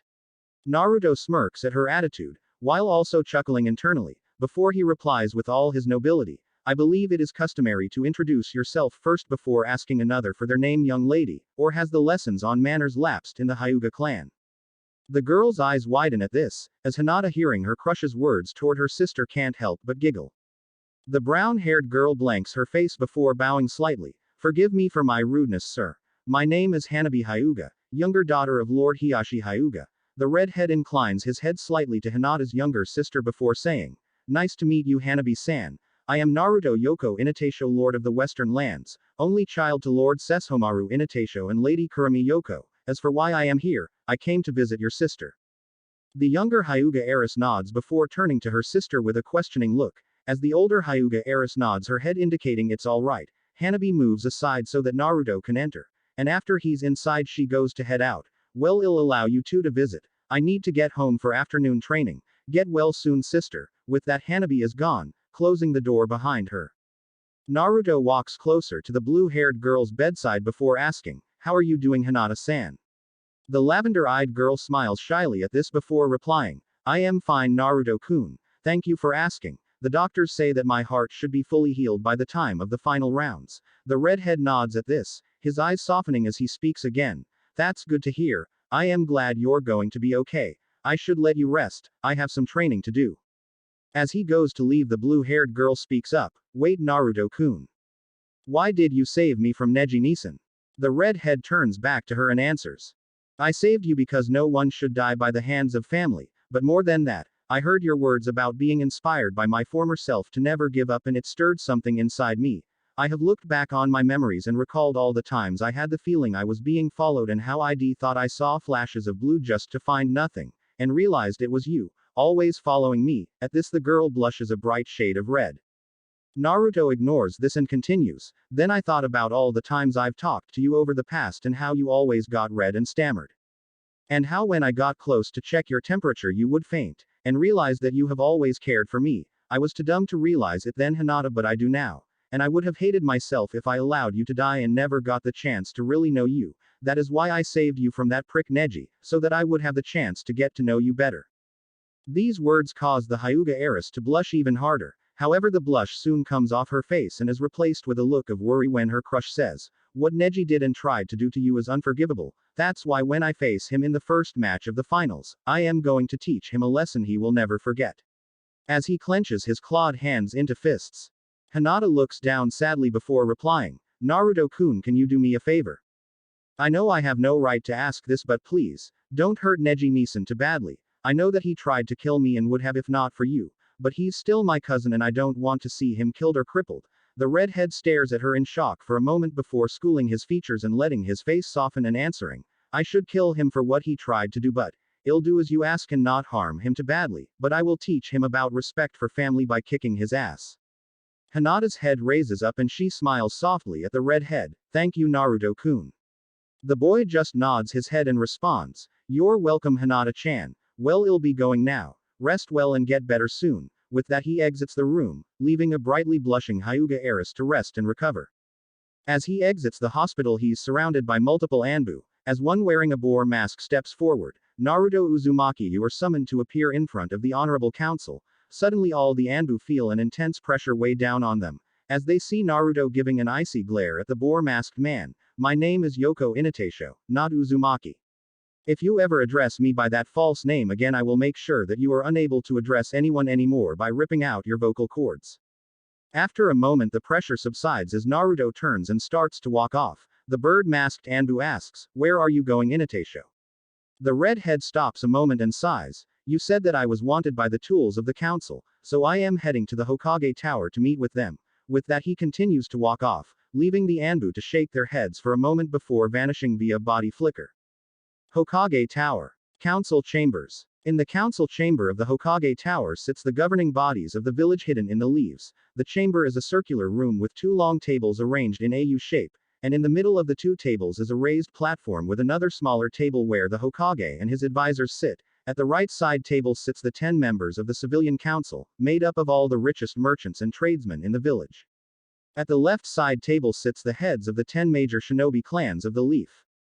Amongst their members are the parents of most of the rookie genin in this year's Chunin exams. All of the members of the council are awaiting the arrival of Naruto, as Sarutobi can only sit and shake his head, remembering how this meeting came about. After the matches for the finals were set up he immediately called a council meeting to inform all the members about who passed and who didn't and what cage and feudal lords to expect. However, as predicted, when the civilians and the advisors heard that Naruto had passed and even changed they went into an uproar and demanded the demon be summoned and answer for his changes. So to appease them he sent out the Anbu to get Naruto and bring him here. Now they were all sitting and waiting for the red-haired genin to arrive. The clan head all have looks of disgust and annoyance on most of their faces towards the actions of their civilian counterparts. A few moments later the doors explode inward as multiple blank-masked Anbu come crashing into the room and landing at the foot of the Hokage's table. A second later Naruto walks in, his clothes as spotless as they were hours ago, popping the knuckles on his hands. Hello everyone, I hope you all are well. Everyone in the room has shocked looks on their faces, except Danzo and Sarutobi, however they quickly come out of it as the old Hokage asks, Naruto-kun who are these men and why are they laying at my feet? The redhead dusts off some imaginary dust from his spiked shoulder pauldron before answering, those gentlemen claimed to be Anbu and attempted to stop me from entering this room even though I was summoned here. I knew their claim to be false as I've never met an Anbu with a blank mask before, so I gave them a quick beat down before tossing them through the doors. Do you know them Hokage-sama? The old man looks from the blank-masked men to his former rival Danzo who was a man of a similar age to himself with his hair still black but the right side of his head and face covered in bandages, an X-shaped scar on his chin, and his right arm seemingly missing. After giving the man a withering look Sarutobi responds, no I do not know them Naruto-kun, although they bear striking resemblance to a group that I had disbanded many years ago. Anbu take these men into custody. 4 Anbu appear out of the shadows, picking up the 4 blank-masked men and then vanishing again. After that is done Sarutobi clears his throat to get everyone's attention back on the matter at hand. Naruto, do you know why you have been summoned here to this chamber? The redhead stares around the room, taking in the looks on the faces of all the people present before replying. If I had to guess it has something to do with the civilian fools and their considerable hatred of me. This remark causes an uproar with the civilian council as one fat merchant stands up and banging his hands on the table says, watch your tongue demon. We are the council and you will give us the respect we deserve. Suddenly he and the rest are hit with an intense killer intent, and the source is immediately noticeable, as Sarutobi is glaring in their direction. The old man levels a hard stare at the man who spoke before saying, do I have to remind you Councilman Toshi that my law is still in effect? You're telling young Naruto to watch his tongue. Perhaps it is you who should watch yours. Break my law again and I will execute you myself. All the civilian members settle down at this, with Toshi sitting back in his seat and silently glaring at Naruto. Sarutobi lets up on his key and turns to smile at the redhead before addressing him. Now Naruto-kun, I am sure you can understand that the members of the council are just a little curious as to your transformation and the techniques that you used during the preliminary rounds. Could you perhaps explain to all of us how it is you came upon your current look and your new jutsu? Naruto just crosses his arms and looks uninterested at this question. However, after a moment he answers, I don't owe anyone in this room any explanations. The Honorable Civilian Council have shown me only outright hatred and scorn, treating me as if I was less than dirt. The advisors have wanted to put me on a leash and make me into an obedient little weapon ever since I could remember. The clan heads have never tried to harm me, nor have they ever tried to help make my life easier. The only person here who has showed me any kindness is you, old man. Everyone in the room takes in his words differently. The civilians glare with contempt at the demon lord, while the clan heads look at him with regret clearly written across most of their faces. The advisors and Danzo show no outward emotions, while Sarutobi just smiles warmly at his surrogate grandson, until he gets his serious face again. Be that as it may, Naruto-kun, would you please give a brief overview of your changes and abilities for me? The redhead simply nods his head. Very well, since you asked nicely, Hokage-sama. My changes started during the second exam in the Forest of Death. During the exam I was separated from my team, and I used that word loosely, by a blast of wind. After I got my bearings back, I found myself face to face with a giant snake which proceeded to eat me and began to crush me in its stomach. During this time I blacked out and found out the truth of my birth and my heritage from the spirit of my father, Lord Sesshomaru Harem, demon lord of the western lands. This news makes the civilians go into another uproar, shouting about how they always knew he was a demon and that they should execute him immediately. However, they are soon silenced when Naruto releases a bit of his demonic power and it begins to crush them. The boy then continues, after speaking to my father and finding out that the Kyuubi who is sealed within me is my mother, father broke the seals placed upon me to hide my true power, abilities, and appearance by the fourth Hokage and gave me what was rightfully mine. All the clan heads look apprehensive about this, while Sarutobi takes out his pipe and lights it. Taking a big drag from it, he blows out the smoke before saying, so what you were saying is that you were actually a demon. Does this have anything to do with the light whip and toxin techniques you used during your match? This gets a nod from the redhead before the boy decides to drop another bombshell on them all. He lets up his demonic power so that the civilians don't pass out and can hear what he has to say. Yes. Also, I feel it prudent to tell you that every clan head in this room is descendant from demons as well. All bloodlines can be traced back to some kind of demon. This news causes an uproar with not only the civilians, but also the advisors and the clan heads themselves, as the room becomes filled with shouts of denial from the ninja and demands to kill the clans from the civilians. Naruto just sits back and smirks at this little display, until Sarutobi catches his eye and gives him a warning look. The old man then blasts out his ki again, this time at full to shut up everyone, before he says, silence. Now this news cannot be all that surprising to the honorable clan heads. After all, we in the Sarutobi clan have long known that with our affinity to monkey summons, as well as our natural flexibility and battle prowess, there must have been some sort of demonic influence down the line somewhere. This shocks everyone, and the old man turns back to Naruto and asks, so Naruto, if you are a demon, then would you be so kind as to tell me what kind and why you still look so human? The redhead chuckles as he uncrosses his arms and answers, I am a half-dog half-fox demon. As for the reason for appearing to be human, well, that is because I am what is known as a Daiokai or great demon. We are a type of demon that is much stronger and smarter than common demons. We have very long lifespans, being nearly immortal, and we remain calm in battle. Some of us have or are able to transform into human form. But make no mistake, we do have true demonic forms. Others do not have human-like forms. Most of us gain so much power that we command vast armies of lower demons and become the lords of vast territories. Hence why my father was lord of the western lands and my mother lady of the eastern lands, therefore making me of noble blood. Everyone can only balk at this information. However, Hiashi Hyuga decides to ask the question on all the clan heads' minds. You said that the clans were descendant from demons. Could you tell us then how it is we are all human? As all the other clan heads nod along to this.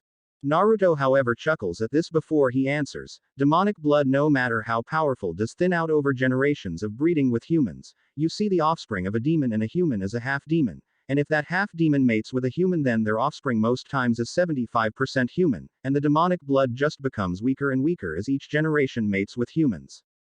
Sarutobi's female former teammate catches this remark about most times and says, you said that most times the offspring of a half-demon and human is 75% human. What happens when they aren't? The redhead raises an eyebrow at this before he shrugs.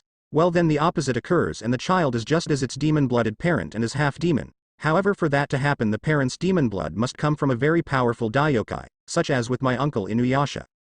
Sarutobi coughs to get the attention back to himself and says, "We have gotten way off topic here. Now Naruto, can you tell us what happened after you gained your demonic powers?" So with that the red-haired demon lord finishes recounting what happened, from destroying the snake from the inside and having it puff away, all the way up to scaring off Orochimaru from Anko, leaving out the parts about Kasumi and the One Rock team, as well as transforming Anko to a half-demon. Then he told them about coming upon the Sound Genin attacking Sakura to try to get to Sasuke, and then Lee showing up, as well as Team 10 and the rest of Team Guy. Then when he talked about how Sasuke woke up using the power of the curse mark, the civilians denied this and said that Sasuke-sama would never do such a thing. After explaining everything the boy turns to walk out. But before he does he throws over his shoulder a warning. Now that I know who and what I am, I will no longer tolerate the glares, hateful words, or violence of the people of this village, nor its shinobi. If anyone attacks me, make no mistake, I will kill them without remorse. And if you council members think you're safe from me, then think again. I've never understood the concept of a civilian council in times of peace, so I'd be glad to cut out the cancer that you are. Remember my words, stay out of my way and I'll stay out of yours. With that he vanishes into thin air, leaving the civilian council sweating in fear. While the advisors scowl, and the clan heads actually smile, except Shibi Aburame and Hiyashi Hyuga. After another hour Sarutobi ends the council meeting and proceeds to turn to his former rival. "Danzo, I know all about your route. I have known for years, but I have ignored it for the sake of the village's income and stability. However, from here on out if you make any moves with your organization without my say so it will be seen as treason and I will kill you myself." The old warhawk looks at his old rival in shock, seeing not the professor, but the man who gained the title god of shinobi in his eyes. Doing the only thing he can do, the old cripple nods his head and replies, "As you command, Hokage-sama." With that the two men are the last to leave the room. With Naruto after leaving the Hokage tower notices how the sun has begun to dip below the horizon, meaning that night is soon to come. He clicks his tongue for the missed training opportunity before he decides to make his way to training ground 43, the one right next to the Forest of Death, for his meeting with Anko. The demon lord makes it there within a couple of minutes, and noticing that the woman isn't there yet decides to sit under one of the trees and meditate. After what seems like only minutes to him, but has actually been an hour, has passed, he senses an incoming attack. The redhead quickly plucks the kunai heading for his head out of the air and throws it back to where it came from with greater force and speed, causing a feminine squeak of surprise to ring out in the training ground. A moment later Anko appears standing 5 feet from him in all her usual glory, with a look of surprise on her face as well as a fresh cut to her cheek. The black-haired 25-year-old decides to get this meeting started. "So tell me, stud muffin, how did you sense my kunai and throw it back to the exact spot I was at, all with your eyes closed?" Naruto proceeds to open his eyes, stands up, dusting himself off, and replies, "I have greater senses than an Inuzuka. I could hear the kunai coming from miles away, and I could smell your distinct scent the moment you entered the training ground, so it was a simple task to stop the kunai and toss it back without the use of my eyes." Anko blinks at this in surprise before she shakes her head and gets down to the actual reason for this meeting. "Well, that aside, first let me say thank you for saving my life from Orochimaru. That took a lot of guts for a genin like you to stand up to a Sannin like him, but what I want to know is what the hell did you do to me?" Exclamation mark. "I feel like I am 18 again. My girls are firmer than ever, and all my reflexes and senses have improved by leaps and bounds. Also my cursed mark has changed and I no longer feel pain from it." The redhead smirks at her bluntness, before he just shrugs. "I didn't do anything too big. After I saved you, I took you higher up in the trees to examine you for injuries. Doing so I came across that cursed seal, and found that it had slight traces of yokai in it. That's what was causing your body pain. So in order to help you out and to remove that little blight of Orochimaru from you, I bit into it and injected some of my pure demonic energy into your body." The special Jonin scratches her chin at this before she asks, "What do you mean pure demonic energy? Do you mean the power of the Kyuubi? Did you inject me with the Nine Tails chakra?" Naruto shakes his head at this as he replies, No, I didn't inject the Kyuubi's yokai into you. Kyuubi is actually my mother, and is an actual demon, not a mass of chakra as most believe. No, I injected you with my power, which had 2 side effects." Anko blinks at this, finding it interesting that he just called the Nine Tails his mother, as well as the fact that it is a she and an actual demon. However, she shakes those thoughts off to ask, "What are these side effects exactly?" Because if one of them is a slight de-aging process, then I am absolutely fine with it. Naruto shakes his head in exasperation as he answers, no. The side effects were that because of the yokai already in your body from the mark, you were changed from being human to being a half-demon, in this case half-snake demon. The other side effect is the reason the mark changed. You see, by changing you with my yokai and altering the cursed seal, you have now been marked as my mate. Anko's face begins to change as the information is given to her, going from humorous to utter shock, to disgust at being half-snake, to now slight rage, your mate. What do you mean I am your mate? Who gave you the right to make that decision for me? The redhead sighs as he responds, no one gave me the right, but you were injured and in a lot of pain from the curse mark, and I could not heal you otherwise or get you to a medic. I am sorry if my actions have upset you, Anko, but it was the only viable way I had to save your life and get rid of Orochimaru's taint upon you. The black-haired 24-year-old looks him in the eye the entire time and can see the guilt written across his face as plain as day. So she takes a deep breath and calms herself. It's all right, not your fault. I should have known better than to try and take on my former sensei alone anyway. Really, I should be thanking you. Because of you the curse mark is gone and I feel fantastic. Besides, I don't think it would so bad to spend the rest of my life with a guy as gorgeous as yourself. Speaking of which, how long is my life going to be now? Naruto lets out a breath of relief as he smiles at his first mate and responds, well, because you're a half-demon and an adult at that, your aging process will be slowed thanks to the yokai in your blood now. I would say that your life expectancy is a few hundred years. Of course, that's if you don't get yourself killed during battle. Anko whoops at this, before she comes over and gives him a big hug, pressing her breasts into his chest. After a minute or two, she separates from him and asks, so what can I expect from being a half-snake demon? The redhead invites her to sit with him under the tree, which she accepts. As he explains, well, you've already experienced some of the benefits, enhanced reflexes, greater senses, you'll also gain increased healing, about as much physical strength normally as Tsunade can use with chakra, as well as some powers associated with snake demons, such as poison immunity, ability to command any lower snakes and snake demons mentally, perhaps even the ability to naturally shed your skin, though that might go hand in hand with your healing ability. Anko is giddy at all the things she might just be able to do from now on.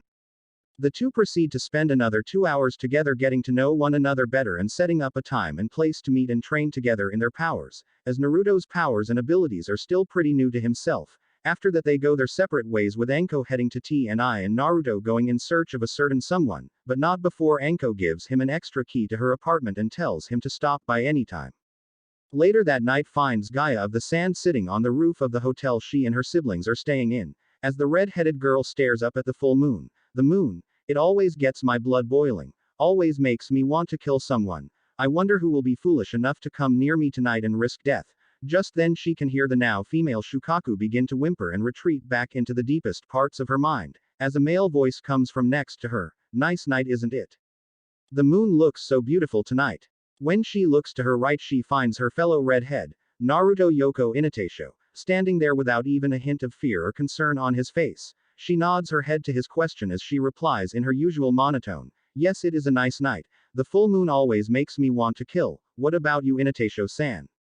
The male redhead looks down at her with his usual indifferent face and responds, there are nights like tonight where I feel the urge to slaughter everyone in the hidden leaf. However, I keep those urges in check as they would serve me no good. You should learn to control the urges that Shukaku brings up in yourself, Gaia-san. Gaia clicks her tongue at his words, you do not know of what you speak. The urges are my own, brought on by living for only myself. To my village I am a weapon. To my family I am but a monster. Nothing cares for me and I care for nothing but myself. Naruto shakes his head at this. I don't believe that for a second. I think that you are just a lost and lonely young woman who is confused. You believe you are a monster because that is what people have treated you as and called you, but you aren't. You are merely the jailer of a monster. The female redhead shakes her head to this, however he continues speaking. I speak from experience, Gaia. I am a true monster, a demon lord by birth and blood. I, like you, also hold another monster inside of me, my very own mother, the nine-tailed fox. When I was Naruto Uzumaki, the villagers always looked at me with scorn and hate. I was sold overpriced, rotten food, was beaten and even nearly killed before, and never knew why. A few months ago a traitorous academy teacher revealed to me that I housed Kyuubi and I began to believe I was my mother. Gaia's eyes widen at the news that this young man suffered that same harsh fate as she has and so continues to listen to him talk. I was placed on a team with 3 people who could care less about me. My female teammate always fawning over the Uchiha. My sensei always showing favoritism to said Uchiha and leaving me and my female teammate high and dry. You at least are on a team with your siblings, and while you say they see you as a monster and don't care for you, I have seen the opposite. Your sister shows great care and concern for you as well as regret. I see it in her eyes when she looks at you. Your brother, while there is fear in his eyes when he looks at you, there is also love and concern, and I believe his fear is that Shukaku is slowly devouring your soul. I know this because I have people who care for me. They are the reason why I never let the hatred of the village get to me as Uzumaki. The Sand Kunoichi stands up and faces him as she asks, is that why you are so powerful? Is that why Shukaku seems to fear you and has become a female? Naruto shakes his head at this. No, I am powerful because I am full-blooded demon, the son of a great dog demon in the Kyuubi. However, I channel my power and my strength into protecting what is precious to me, and that makes me dangerous to all who threaten what I care for. As for Shukaku becoming female, well, that just means she knows who the dominate one is and has decided to submit. He turns around, preparing to leave. Know this, Gaia-san, if you need someone to talk to, you can always come find me. Have a good night, raccoon girl. With that, he vanishes, leaving his fellow redhead standing there on the roof. As she looks back up to the moon and can no longer feel the urge to kill. Who are you, Naruto Yoko Inatasho? And why do I feel such a strong kinship with you? Uncle said the best way to know someone was to fight them. If that's true, then I look forward to fighting you, Naruto-san. She sighs and decides it's time to head back inside. Naruto's apartment. The red-haired demon lord finally reaches his apartment build. However, what he finds when he gets there is a mob of civilians and ninja who, when they spot him, all of looks of utter hatred and satisfaction on their faces. He sighs in annoyance before he says, I would advise you all leave right now. I am in a merciful mood tonight and do not wish to spill blood. Persist in your plan to accost me and none of you will be leaving here alive. One of the ninja, a chunin by the looks of it, steps forward scoffing, big talk demon, but there's over 100 of us and only one of you. Tonight we finish what the fourth started 13 years ago. The redhead sighs before drawing out Tokijin and saying, you fools have no idea what you're messing with, but if you're so intent on dying then come. The mob takes this as their signal and rush the teen, the ninja throwing out kunai, shuriken, and jutsu. Naruto flows his yokai through Tokijin, causing it to crackle with energy before he raises it and brings it down in one stroke, intoning, Dragon Strike. As the sword releases the yokai in the form of light blue, glowing arcs of lightning, the attack instantly vaporizes the kunai, shuriken, and jutsu, before it reaches the ninja and civilians, frying all of them, dropping them all to the ground screaming in agony. When the energy dies down, the mob is found laying on the ground knocked out. Most of the civilians actually dead. Naruto re-sheathes Tokijin before he steps over the bodies of all the humans and continues on his way to his apartment to rest. When he enters his dirty apartment, he sneers at it, finally realizing the kind of squalor he has been living in his entire life and decides to do something about it. Gathering up everything that is of value, which is very little, he proceeds to seal it away before turning and walking out. When he is about 300 feet from the rundown building, he places a finger to his chin, trying to decide what to do with it. When a familiar voice rings in his head, you could always burn it to the ground, Sochi. Naruto closes his eyes and enters his mindscape. When he reopens them, he sees not the square from before but a vast forest, a blue sky. In the distance can be seen a large mountain, which according to his father's memories is called Fuji. He can hear the chirping of birds, the running of a stream, and the frolicking of many woodland creatures. In all, the current layout is much better than what it once was.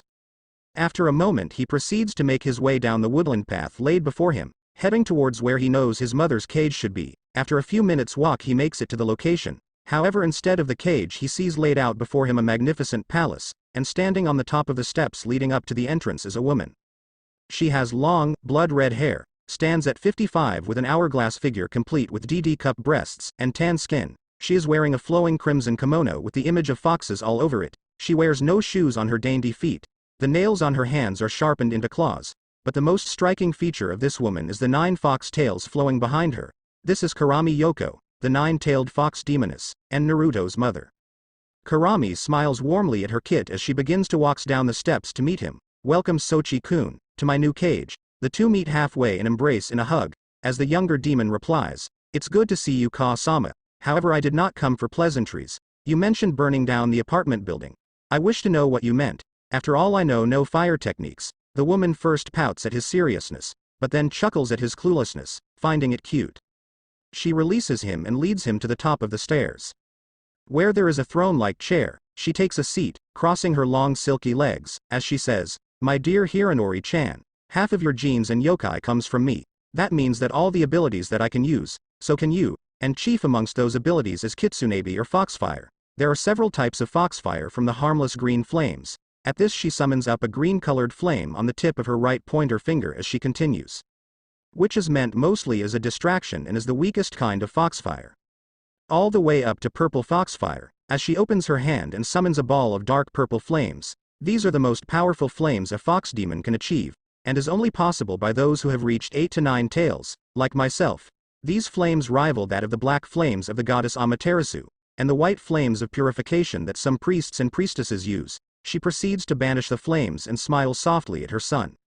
Naruto nods his head at her explanation, before he proceeds to try and summon up the Foxfire himself. As Kurumi watches him and seeing the look of concentration on his face is reminded of Sesshomaru, after a few moments he manages to summon up a ball of flames in his hands, the color of it shocking her as the flames are red. Kurumi smiles lovingly and begins to clap. Good work Sochi, I am impressed. To have summoned the red Foxfire with the second most destructive power on your first try is incredible. The younger redhead smirks before he dismisses the flames and walks up and kisses her on the cheek. Thank you for the lesson Ka-sama. I have to go now. It's time to destroy that filthy apartment complex, and then find a new place to live. The demoness smiles brightly at him and says, it was no problem at all sweetie. Over the next month I'll teach you all about the kitsune abilities that you have inherited from me, as well as do my best to teach you about the powers you got from your father from what I remember of his abilities. Naruto nods before giving her one more kiss and then vanishing from the mindscape, leaving a blushing Kurumi behind. When he opens his eyes again he sees that no time has passed in the real world. However he smiles darkly as he summons up a ball of orange flames in his left hand, points it at the apartment and says, Foxfire. As he launches multiple fireballs at the building, quickly setting it on fire, he stands there for a few minutes watching it burn, before he senses Sarutobi arriving with some anbu. The old man seeing Naruto's apartment building burning and the boy standing doing nothing about quickly orders, Anbu put out the flames with water jutsu. As the men and women move to obey the redhead's voice cuts them off, don't bother. Let the blight burn to the ground. I have lived in that squalor for far too long, and the building is an eyesore. Sarutobi sees the look of indifference on his face and asks, Naruto, did you do this? The demon lord just nods before turning to the old man. Would you happen to know of a nice house that is unoccupied that would be worthy of a lord like myself? Hiruzen just stares at the boy, before he thinks back to the fact that Minato and Kushina had named his two students Jiraiya and Tsunade as his godparents before they died. Then remembers how the Senju estate has been unused for many years ever since Tsunade's brother Nawaki died and she moved out into an apartment at 22. He smiles at Naruto and says, actually there is one place I can think of in the clan district. Of course it has been unused for about 30 years but I have Anbu teams clean it regularly and so it has stayed in a good state. Follow me. He turns and begins to walk off. The redhead nods his head and begins to follow the old man. Before falling equally into step with him, on the way there the two discuss his coming training and the old man is appalled to learn that he has no plans to go to Kakashi for help as he knows the man will focus on the Uchiha and pawn him off on someone. He assures the boy that he'll call his student Jiraiya of the Sannin to come and train him, but Naruto turns him down, saying that he can teach himself. Clan district. After about half an hour they reach a compound with high stone walls with a wooden gate, surrounded by forest. On the gate is a symbol that resembles a vajra, which is a type of club. This symbol is the crest of the Senju clan, one of the two founding clans of the Leaf. Sarutobi proceeds up to the gate and cuts his finger, smearing blood and channeling chakra into it. This makes the seals around the house come down and the gate open. The old man looks to Naruto and says, welcome to the Senju estate. I think you'll find it to your satisfaction. Now the seals are activated by blood and chakra, and I'll have your blood and yokai added to them in the morning. Out back is a training ground, and in the armory is some old weapons. Unfortunately all the jutsu of the Senju clan was taken and hidden away by the last member of the clan 20 years ago, that member being my third student and the only female Tsunade Senju. The redhead looks around the entire outside of the estate and finds that he looks to the main house. He finds that it's an old Japanese-style estate house. With 2 floors, with shoji doors, a large wrap-around porch made of polished wood, and can hear the sound of a koi pond. Inside the floors are made of tatami mats, and in the inner courtyard is the koi pond, with a small waterfall and a bamboo shoot that fills with water then empties and bangs on a rock. All in all it's a beautiful house and looks fit for nobility. Naruto nods his head and says, this will do fine, thank you old man. Sarutobi smiles at him and says, "You're welcome, Naruto. Just treat the place with care and respect. I should be going, I have paperwork to finish and then it's off to bed for me." The redhead nods his head and bids good night to the elderly Hokage. When the man is gone, he explores a little more, finding the kitchen and seeing that the fridge and cupboards are bare of food, so he needs to buy some food. After exploring a while, he finds the master bedroom with a large king-sized bed in it and decides to turn in for the night. He takes off his armor, placing on an armor stand he finds in one corner of the room. Then he takes off his boots and his shirt, as he proceeds to lay down in the bed wearing only his pants. As he lays there getting ready to go to sleep, he can only think about how much training he has to do the next month to get used to his new physique and powers, not to mention helping not only Anko with her training, but also Kasumi's. Sighing, he decides to think about it later, and so he turns over onto his left side and falls asleep, dreaming about that day he comes into his full powers and takes over the entirety of the elemental nations. Thanks for watching.